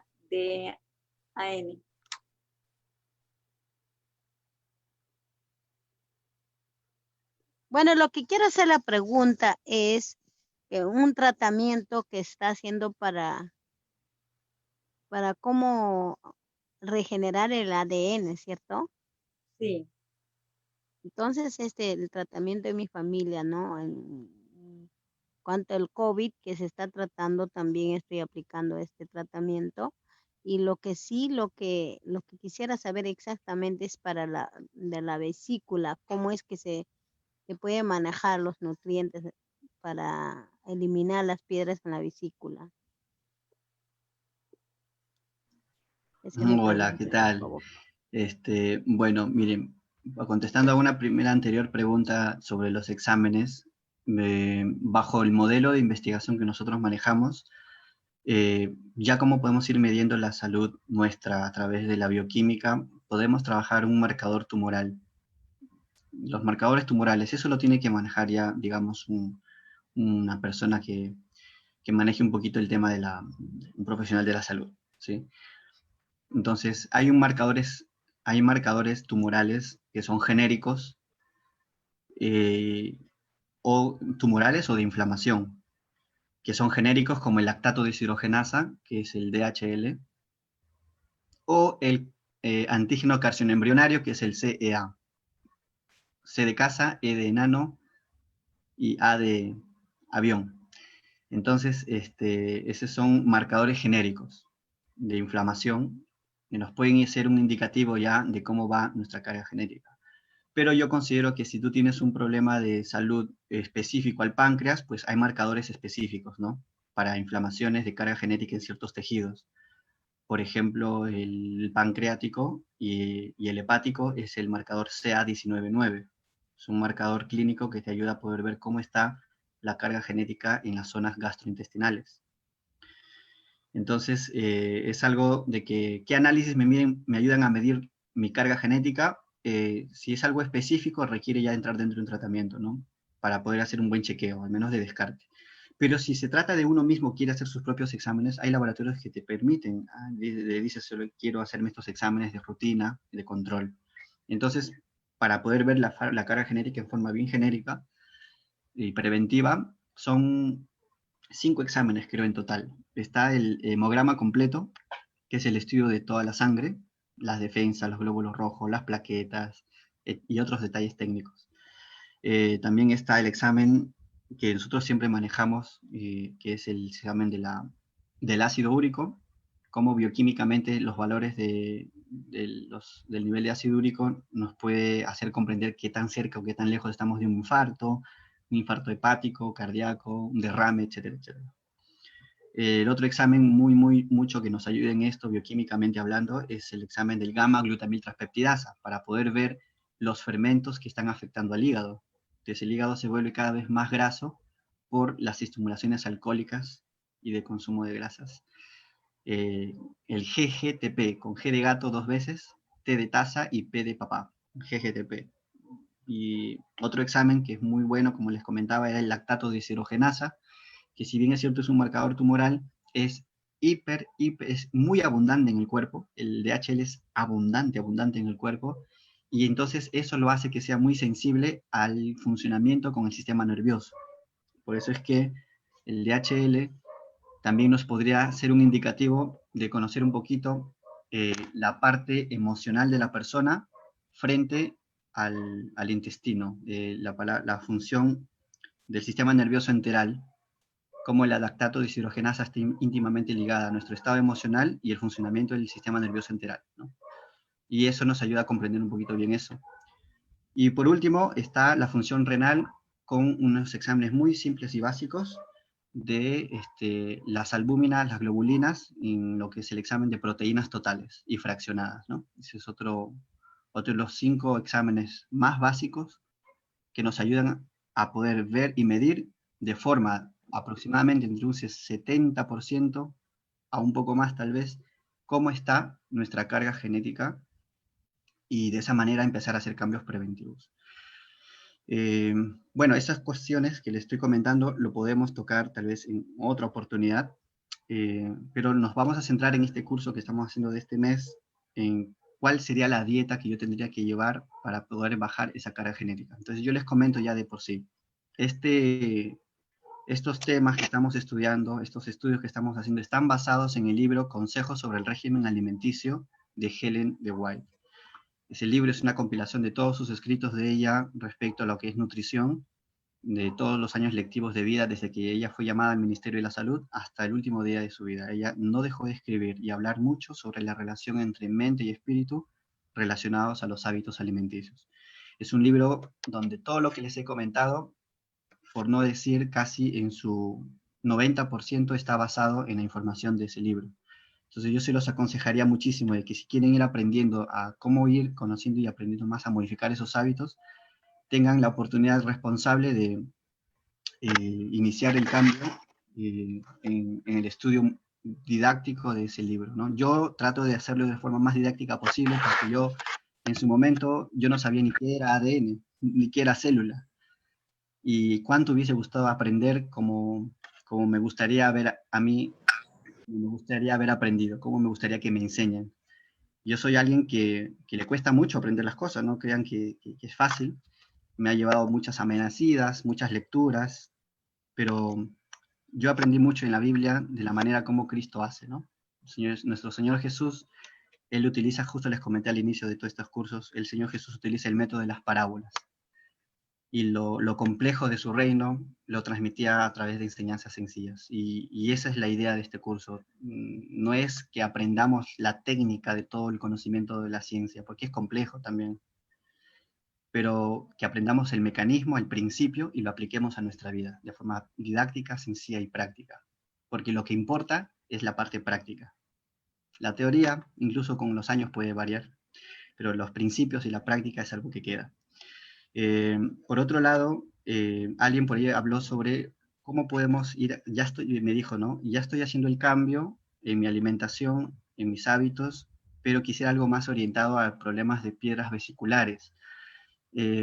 Cuando hay problemas en el hígado de nivel hepático, aparte de la hidroterapia sobre las compresas calientes en la zona donde se encuentra la vesícula, porque Ellen White habla muchísimo de esto también, en los sanatorios de Battle Creek, en Santa Elena, generalmente estos sanatorios trabajaban muchísimo la hidroterapia, y en esos años hasta ahora a mis pacientes les ha ido muy bien, porque de pronto un eczema hepático tiene un dolor fuerte, se medica, se calma el dolor, pero se volvió a intoxicar el hígado con las drogas, porque son calmantes, ¿no?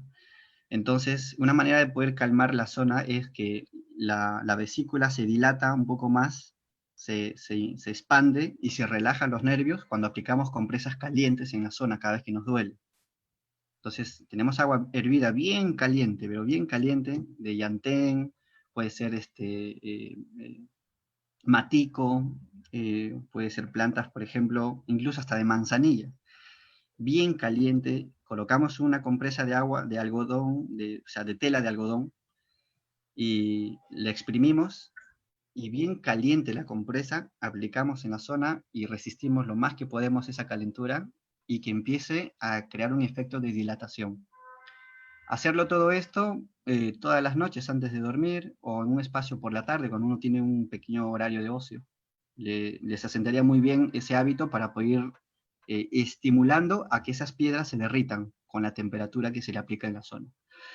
Y por otro lado, en la dieta considero que deben limitarse mucho al consumo de frituras. Si fuera posible, suspender el consumo de frutas por unos meses hasta que puedan ir mejorando ese peso de allí.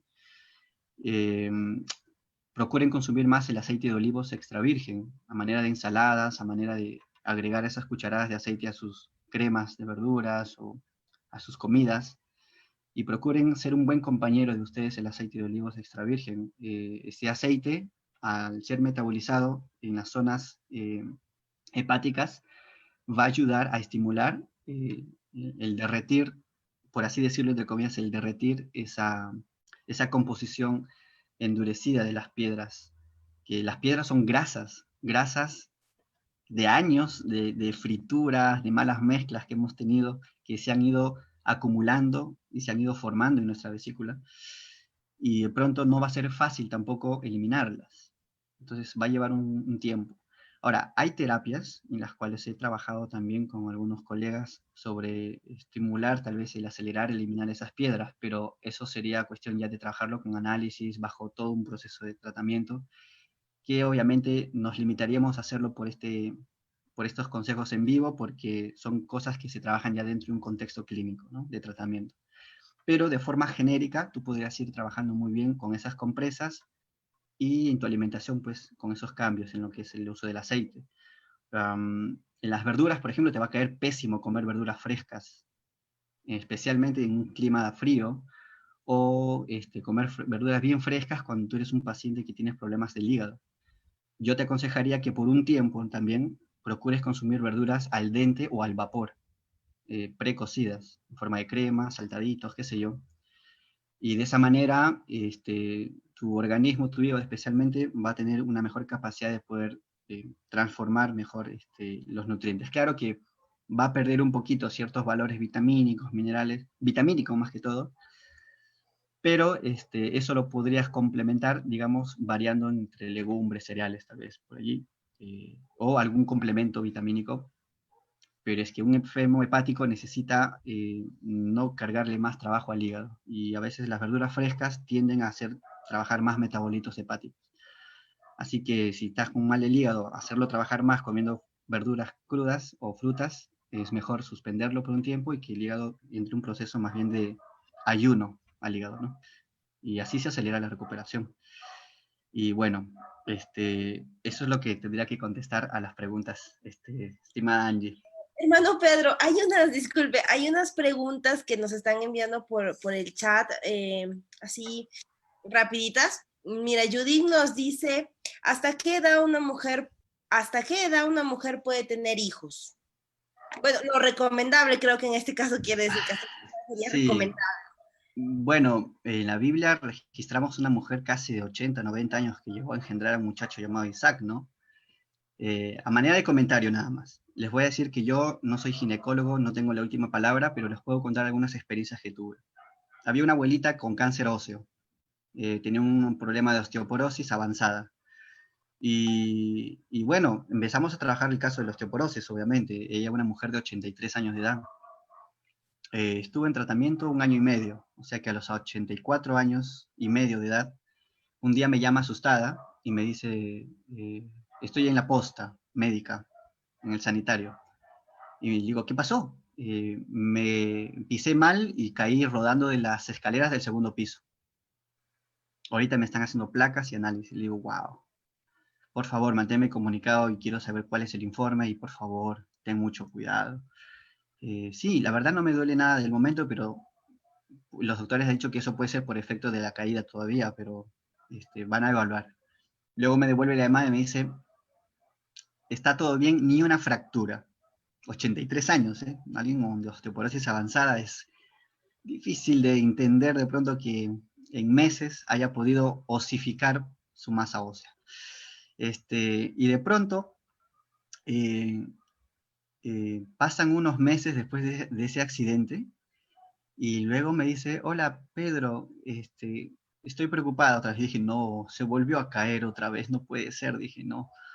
Y me dice, no es eso, es que yo he empezado a arreglar. Y yo dije dentro de mí, oye, pero la literatura dice que eso se corta a partir de los 40, o al menos se estipula que eso es lo normal. Y me quedé sorprendido. Me dice, ella no fue abundante como cuando era adolescente, fueron pequeños chorritos chiquititos nada más que me duraron a lo mucho 3 días, me dice. Pero bien necesario que lo sepas porque me ha empezado a pasar esto. Pasan los meses, cuando un día viene a una entrevista en físico, tuvimos que hacer un control y la veo y sus cabellos blancos se tornaron bien grises oscuros. O sea, estaban de color gris oscuro, es decir, ya no eran blancos como la lana, como la blanca lana, como la blanca o algodón, como la blanca nieve, como era ella. Sus cabellos estaban gris oscuro. Me pareció interesante ese cambio en su fenotipo, es decir, en la parte externa que se observa. Y en la parte de su piel se le veía mucho más rosada y se le veía como que estaba inyectada. Le digo, ¿estás consumiendo un tipo de hormonas? ¿Tu médico te ha prescrito? No, me dice, no, simplemente lo que pasa es que hay una chica que viene y ella me ayuda con toda la dieta, o sea, ella me ayuda a hacer casi todo lo que yo tengo que comer y yo estoy descansando un poquito más en esto. Y lo de tu regla, me dice, hay meses que me viene, hay meses que no, pero sí es algo casi dejando un mes, casi dejando 2 meses y viene, así. Y bueno, a contestar la pregunta de la hasta qué edad es normal, creo que la pregunta fue si alguien era para que pueda reglar, si no me equivoco, ¿verdad? Bueno, No, la pregunta es, ¿hasta qué edad una mujer puede tener hijos? Cosa que es recomendable, ¿no? ¿qué es lo que uno puede ir reglando, no? Y bueno, lo ideal sería, según hasta el momento, toda la información analizada, coherente, equilibrada, sin extremismos. Lo ideal sería, mientras más joven eres, mejor, pues, ¿no? Pero hasta qué edad mucho, es que no podría decirlo. Mira, he tenido pacientes que a los 40 años han pasado, claro, 2 años bajando su carga genética, es decir, ellos entendieron lo que yo les enseñé hoy día y decidieron, porque ellos querían tener a los 38 y dicen, no, a los 40 hay riesgo que nazca con algún defecto. Le digo, no, porque los defectos tienen que ver con carga genética. Ya, y creyeron esa palabra, pusieron de su parte con su pareja, lindos los dos, una pareja era una pareja pastoral, eran ministros, ella, él, lo hicieron, y 2 años se dedicaron a educar, ayudar, a asistir a los enfermos, a enseñarles lo que habían aprendido, a compartir todo ello, y ellos a hacer ese ejemplo vivo, ¿no? Y al cabo de 2 años entendieron, planificaron y decidieron tener su nena. Y ellos que no podían tener hijos incluso. Ellos no podían tener niños. Habían gastado más de $80.000 en terapias, en buscar todo tipo de cosas para poder tener hijos. Y 2 años bastó simplemente para dedicarse al servicio de los demás, a hacer una reforma personal y a esperar el tiempo, porque es eso lo que cubre el tiempo. Y nació su nena, normal, a sus 40 años ella, él 45 años, normal, saludable, fuerte, linda.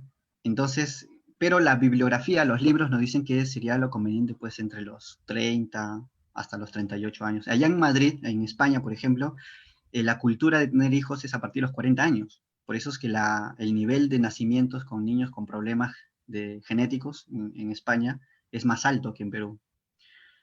Pero la diferencia es que en Perú los niños que nacen con problemas metabólicos es más alto que en España. O sea que todo al final, la resumen es esto. El problema está en la carga genética.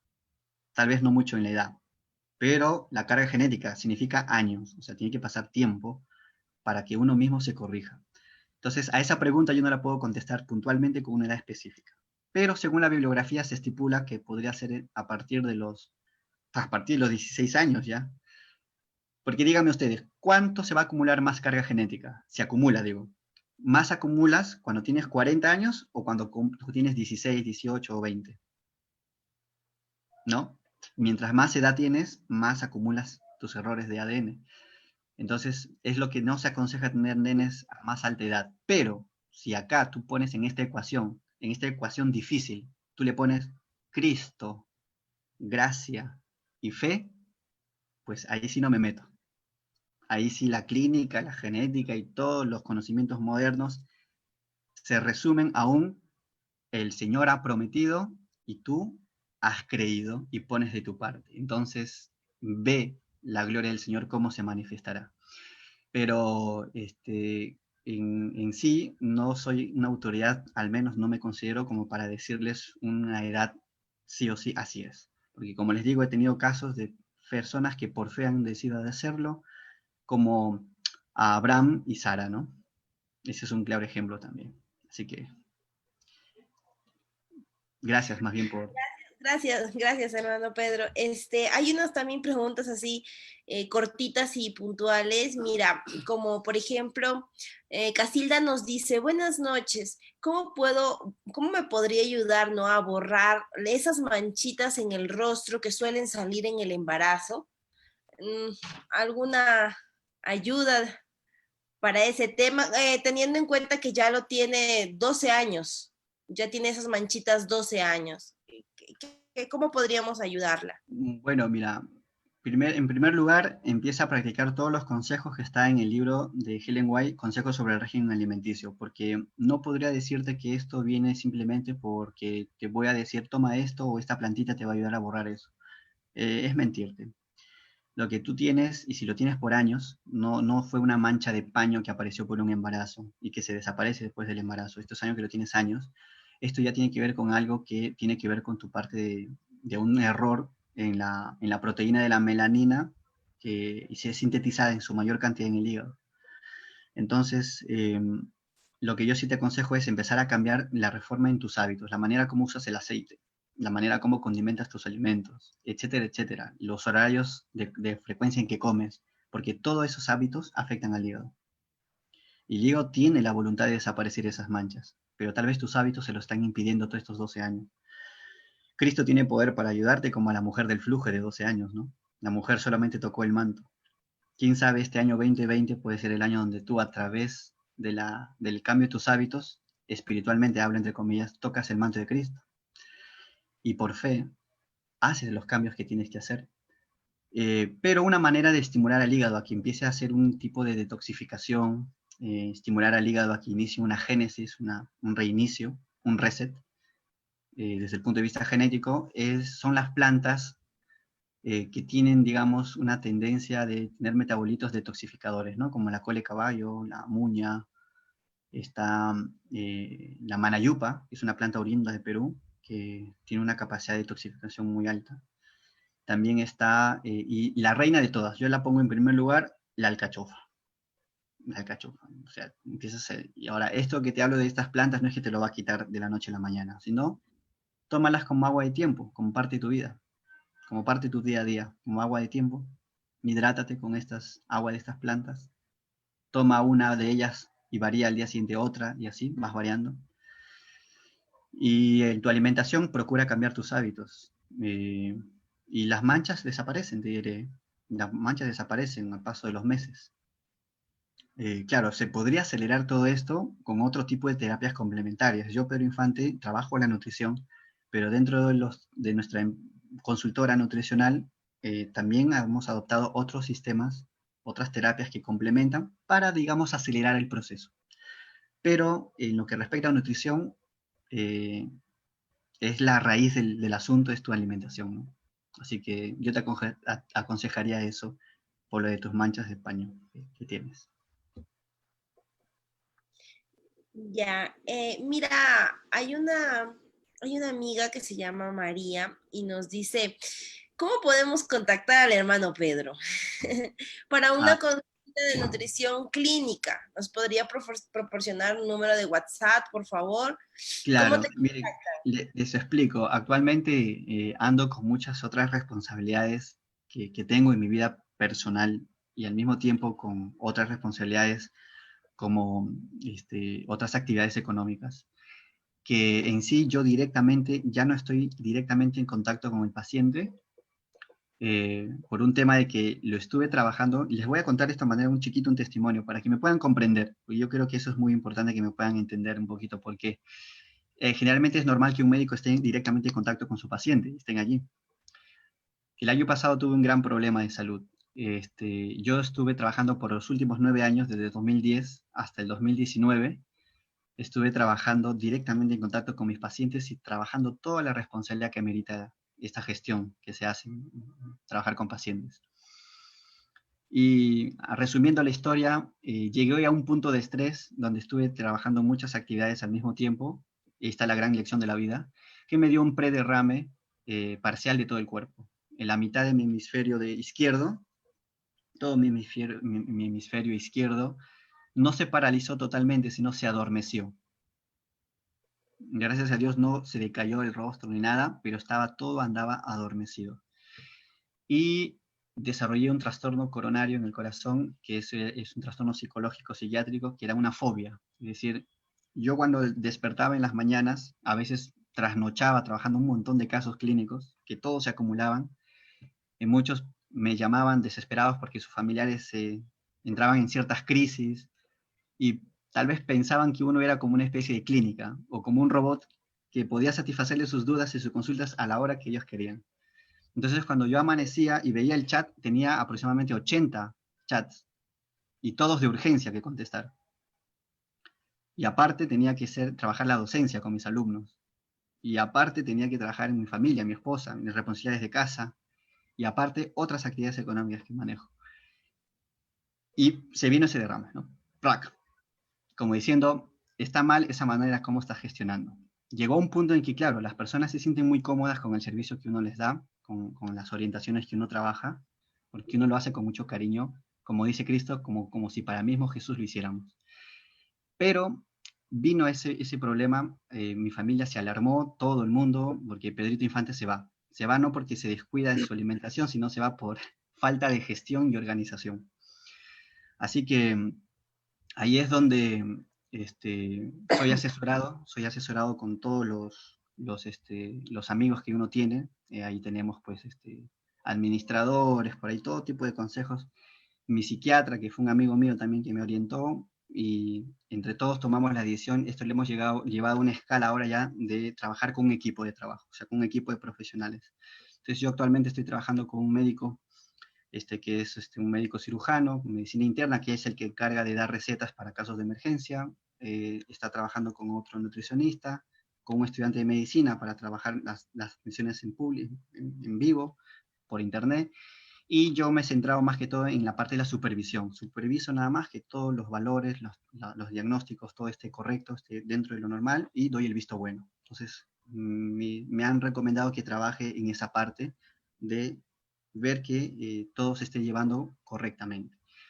Hay una señorita que se llama Ivette Rosas, ella es una niña, es una amiga nuestra que ella está trabajando en la parte de atención al cliente. Ella satisface dudas, costos, consultas, todo lo que tenga que ver con lo que ustedes quieran saber sobre los servicios que tenemos. Entonces yo les voy a dejar en el chat el contacto de mi secretaria.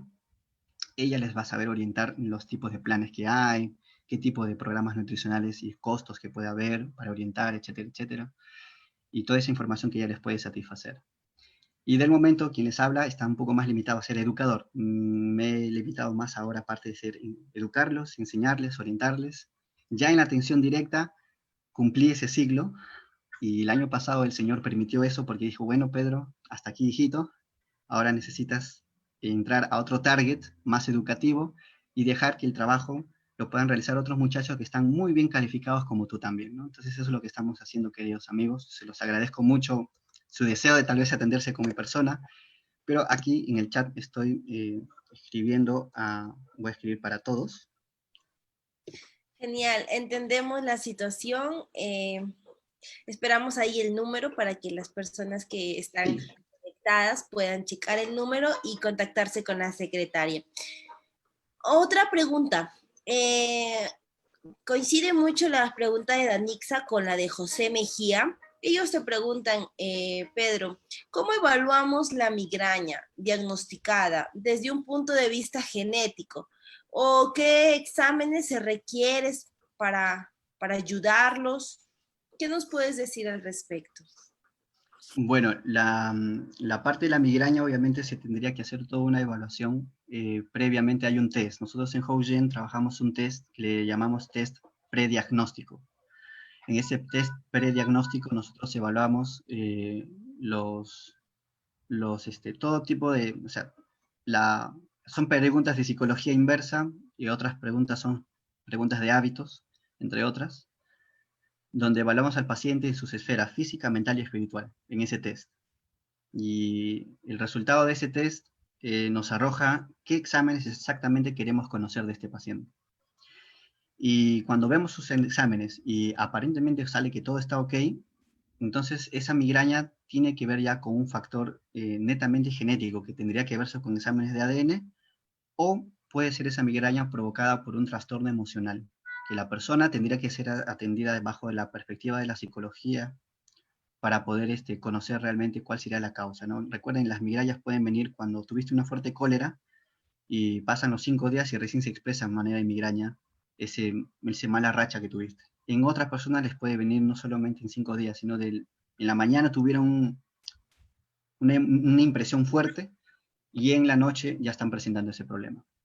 En otros casos es a veces provocado por nutrientes. Eso ya tiene que ver con la parte de la genética de cada persona, ¿no? A veces tienen alterados ciertos genes que controlan, por ejemplo, el metabolismo de la vitamina D, o en el hígado no pueden transformar correctamente digamos, el zinc, y entonces esos minerales empiezan a acumularse, en lugar de ser metabolizados, transformados correctamente en las reacciones bioquímicas, esos genes que controlan esos metabolitos están silenciados, es lamentable, y la persona empieza a experimentar un proceso de migraña, ¿no? Que puede ser, por ejemplo, en algunos casos puede ser cuando consumen en exceso las verduras de color verde oscuro. Entonces, a esa pregunta que han hecho sobre las migrañas, cómo se podría diagnosticar con un examen, pasa primero una etapa, ¿no? Primero pasamos por la etapa del test. En ese test se mandan ciertos exámenes de acuerdo al análisis del test para ver cuál sería los exámenes más adecuados para conocer eso. Tal vez forme parte de una enfermedad metabólica, etc. Si después de los exámenes sale que todo está ok, no tiene nada que pueda provocar en algún trastorno físico la migraña, entonces ahí es donde se pasa la parte ya de la psicología, o se pasa ya a hacer exámenes de ADN que sí están un poquito más caritos acá en el país, ¿no? Los más básicos pueden costar 850 soles, 900 soles casi, y los más avanzados pueden estar costando de entre 2.000, 3.000, 4.000 soles. Exámenes de ADN. Pero en lo personal lo que yo considero la migraña es que por un lado hay que saber manejarla desde las dos perspectivas. Siempre toda migraña va a tener un asidero psicológico. Después viene ya la expresión del problema biológico, ¿no? Metabólico, genético, lo que quieras llamarlo. Pero todo empieza primero por acá. Cuando no hay una causa biológica. Siempre y cuando no hay una causa.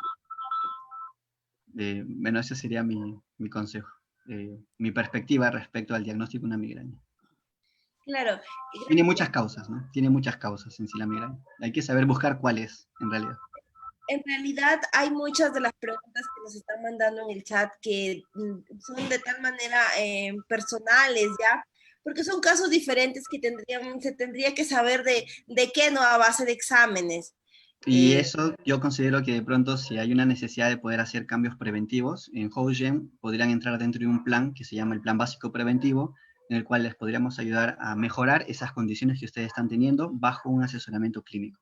Así que si gustan pasar por ello, porque recuerden que a veces en un chat en vivo respondemos a preguntas que tengan que ver, digamos, con el tema o un poco más genéricas. Ya las preguntas que están haciendo de pronto son del tipo consulta.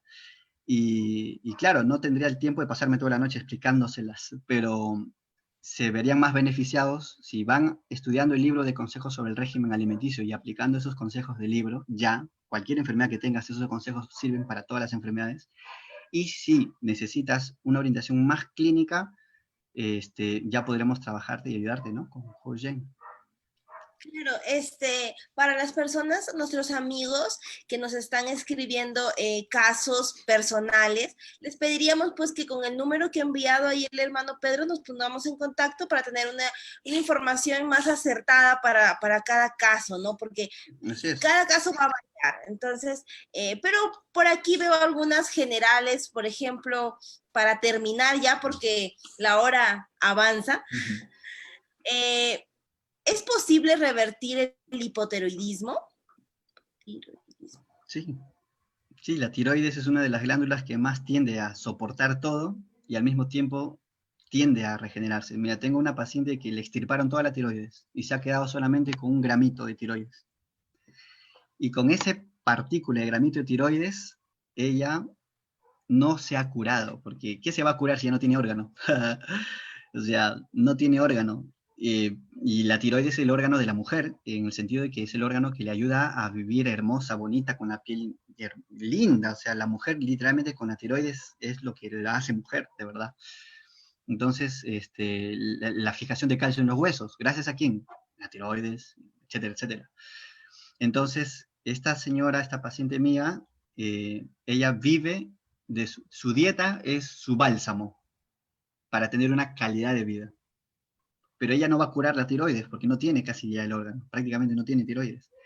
Pero vive como cualquier persona, pero eso sí, es muy cuidadosa, es muy dedicada a su alimentación. Ahora, si tú tienes la glándula tiroides, no te la han extirpado, no te la han cortado nada, yo considero que con mucho más razón tienes más oportunidades de poder revertir tu enfermedad. No puedo decirte en cuánto tiempo, porque hay organismos de personas que tienen tasas regenerativas más rápidas, mientras que hay otras personas que tienen una tasa regenerativa más lenta, la tasa de reparación de sus genes. Entonces yo no podría aventurarme a decirte en tanto tiempo te sanas. Y recuerden, sanación es en 7 años en realidad.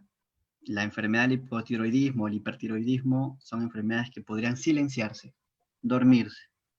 Y tú tienes que cuidarte, tus hábitos, al menos unos 7 años, y ver cómo Dios ya no solo lo duerme, sino se muere y se elimina esa enfermedad de tu vida. Y ya no lo podrás transmitir a tu siguiente generación. Pero sí, la verdad que sí. O sea, si tienes tu órgano vigente, pues está bien. Se puede ayudar. Recuerden, ¿no? Las enfermedades se duermen en meses, pero nunca se curan en sí rápido. Las enfermedades se curan cuando pasan los años en realidad. Según el estudio de hoy día que hemos visto. Para terminar, ya hay una pregunta que pienso que es bastante común en muchas de las personas. ¿Cómo nos puedes ayudar en cuanto a la presión arterial? ¿Qué medidas podemos tomar? ¿Qué nos puede ayudar? Dice que aquí Estela dice, llevo 10 meses haciendo dieta plana. Uh-huh. Claro, la presión arterial es un trastorno genético, por un lado, y por otro lado también es un trastorno térmico. Entonces, en tu alimentación deberías procurar de pronto algunos alimentos que tengan la tendencia de tener alto el contenido de vitamina K, ¿no? O sea, se ha evidenciado un poquito que algunos alimentos que son ricos en vitamina K tienen esa tendencia. Entonces, yo te aconsejaría evitar mejor consumir mucho en cantidad, en pocas dosis, las verduras de color verde oscuro. Y por otro lado, los ajos en forma de salsita, una salsa de ajos o los ajos cocidos y luego los licúas en forma de crema con aceite de olivos, lo puedes usar como una salsa, como una especie de salsa que acompañas tus comidas. Y los ajos y el perejil funcionan como unos buenos estabilizadores de la presión en lo que respecta a la manera como comes con esos complementos para tratar de sobrellevar toda esta temporada. No es que la dieta te va a quitar el problema de salud rápido, pero te va a ayudar a estabilizarlo y al paso de los años, de los meses, menos tiempo que de lo esperes, la enfermedad se duerme al 100%. Pero por ahí más o menos podría ir esos consejos, ¿no? Hay más Claro, cosas que hablar, pero tratamos de ser un poquito más puntuales tal vez, ¿no? Claro, si es algo que recién empiezas, pues si tomabas una pastilla para la presión todos los días, procura hacerlo 3 veces por semana. O sea, tampoco lo dejes tus medicamentos de brusco. Trata de ir a abortarlos al paso de los meses, ¿no? Este mes 3 veces por semana, el próximo mes 2 veces por semana, el próximo mes 1 vez por semana. Y de esa manera tratas de ir divorciándote un poquito de la farmacodependencia, ¿no? hermano Pedro, ¿y cómo podríamos agregarle ahí el perejil? ¿Cómo podríamos consumirlo para la presión alta? Nos dice nuestra amiga Gladys. Se licúa, o sea, cocinas unas 2 cabezas de ajo y una vez que ya están cocidas, los licúas en aceite de olivos, le pones unos toquecitos de sal marina, sal de maras, lo que desees, y ahí mismo le colocas 2 ramas de perejil con tallo y todo, ¿no? Y se va a granular y esa pasta, esa salsa, lo puedes utilizar hasta una semana, puede estar en tu refrigerador porque el aceite de olivos es conservador natural. En el aceite de olivo se embalsamaban también las momias, así que es un conservador, así que puedes utilizarlo como una salsa de acompañamiento para tus comidas. Puedes acompañarlo, por ejemplo, comes papa sancochada, untas en esa salsa y a comer. Consumes unas yuquitas, a comer. Consumes una crema, ahí con tu salsa. Consumes un segundo, ahí también la salsa, y pues acompañándola así. Y la medicación siempre no quitarla de brusca, ¿no? Porque, bueno, ese. Muy bien, gracias hermano Pedro. Sin duda hemos tratado de disipar muchas de las dudas. Otras, como les vuelvo a repetir, son más personales que se deberían de tratar ya de repente con el número que está ahí en el chat para que tengan una información más acertada para ustedes. Vamos a terminar ya con la reunión. Vamos a dejar el tiempo con nuestra hermana Sonia. Bien, buenas noches amigos, muy interesante el tema. A veces uno desearía haber sabido todo esto antes de traer niños inocentes, ¿no? A este mundo. A mí me pasó eso y nunca es tarde. Gracias a él hemos cambiado nuestra forma de consumir alimentos. Mi hijo es un producto de la carga genética afectada ya, por lo que recomiendo a los que aún no tienen su bebé, prepárense, porque es difícil. Mi hijo es alérgico a casi todo, tiene una dieta muy estricta y bueno, habrá tiempo de contar quizá, pero muchas gracias, amigo Pedro. Vamos aprendiendo cada día, ¿no? Y más estos viernes que estamos teniendo estos cursos. Este temario, a la próxima tenemos también, ¿no? Porque es importante la carga genética. Y tenemos ya un temario para continuar por más semanas, todos los viernes a las 6:30. Vamos separando en nuestra agenda para que podamos estar presentes y aprender. Inviten a más personas y lo que sabemos compartamos. Al enseñar, al compartir, se nos va a ir quedando mucho más el conocimiento, se va a fijar más, entonces es nuestro deber, ¿no? Compartir lo que ya sabemos. Entonces, gracias a todos por estar presente y bendiciones, feliz sábado a todos, ¿no? Amén. Gracias. Dios los bendiga. Gracias, hermana. Hermana Sonia, una oración para terminar, por favor. Bien, vamos a orar. Padre nuestro que estás en los cielos, santificado sea tu nombre, Señor. Estamos aquí ante tu presencia. Sabemos, Señor, que tú eres nuestro Padre, nuestro Creador, nuestro Redentor. Gracias a tu Hijo amado, que vino a esta tierra a vivir como nosotros y a salvarnos. Gracias a Él, nosotros por su sangre podemos ser limpiados, purificados, perdonados y sanados también, Señor. Ya que tu Hijo amado vino a este mundo a sanar a muchos enfermos. Y solamente, Señor, podemos cumplir quizás mucho de las dietas, de los alimentos, de todo.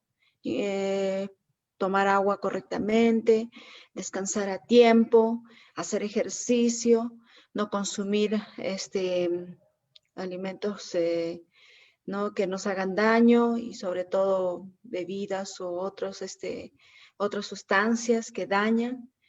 Pero la base de todo eso eres tú, Señor. Creer en ti, tener fe y entregarte a ti nuestras cargas, Señor. Porque tu Hijo amado ya pagó, ya sufrió todo lo que nosotros estamos sufriendo. Solo nos queda entregarte a ti la carga y, Señor, estar liberados y vivir una vida de calidad. Amén. Y justamente estas noches que estamos teniendo ahora en tus horas sagradas del Santo Sábado, nos entregamos a ti, Señor. Danos esa fe, danos esa confianza en ti, porque nos hace falta, Señor. Aumenta nuestra fe para creer que tú estás al control de todo. Y por ti solamente vamos a encontrar la paz que tanto necesitamos como humanos.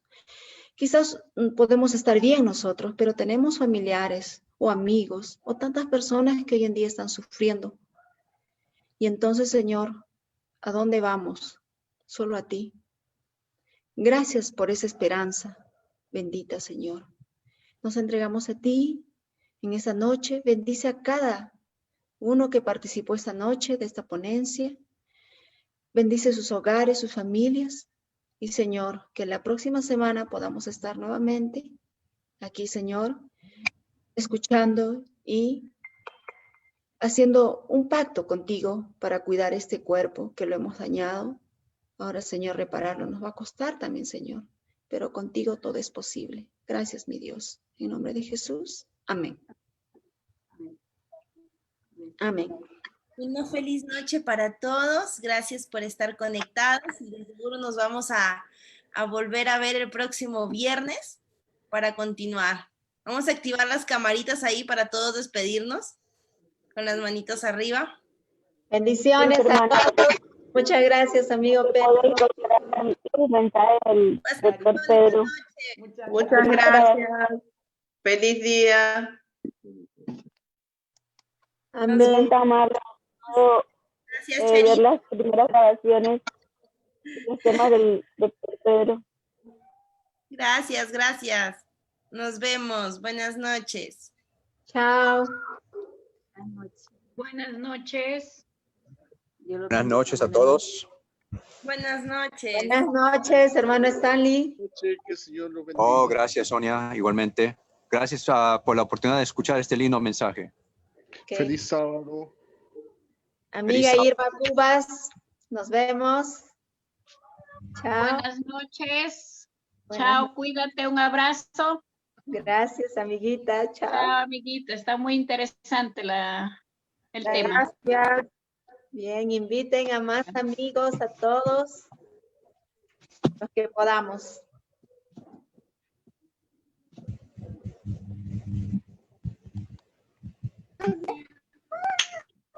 No nos queremos ir.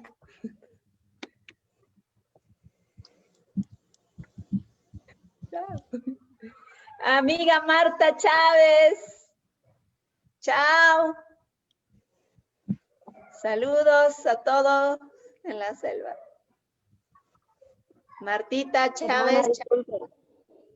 Hermanita, hágame el favor, ¿dónde puedo encontrar los otros temas del doctor? Por el Face, hay una página que dice Adventistas Cutervo. ¿Cutervo? Sí, Adventistas Cutervo. Ahí está en el gracias. Face, podemos buscarlo y ahí volver a ver esta ponencia. Gracias. Chao, hermana. Feliz Chao, sábado. hermana Sonia. Chao a todos, chao. Saludos desde Lima. Ok, A la chao. A añadir al grupo o ser agregado para poder aceptarlos, porque es un grupo cerrado. Sin más que decir, buenas noches a todos. Buenas noches desde Colombia. Muchas gracias. Chao, hermano Pedro. Chao, Sonia. Chao. Chao, chao, hermanita. Chao, Angie. Ok.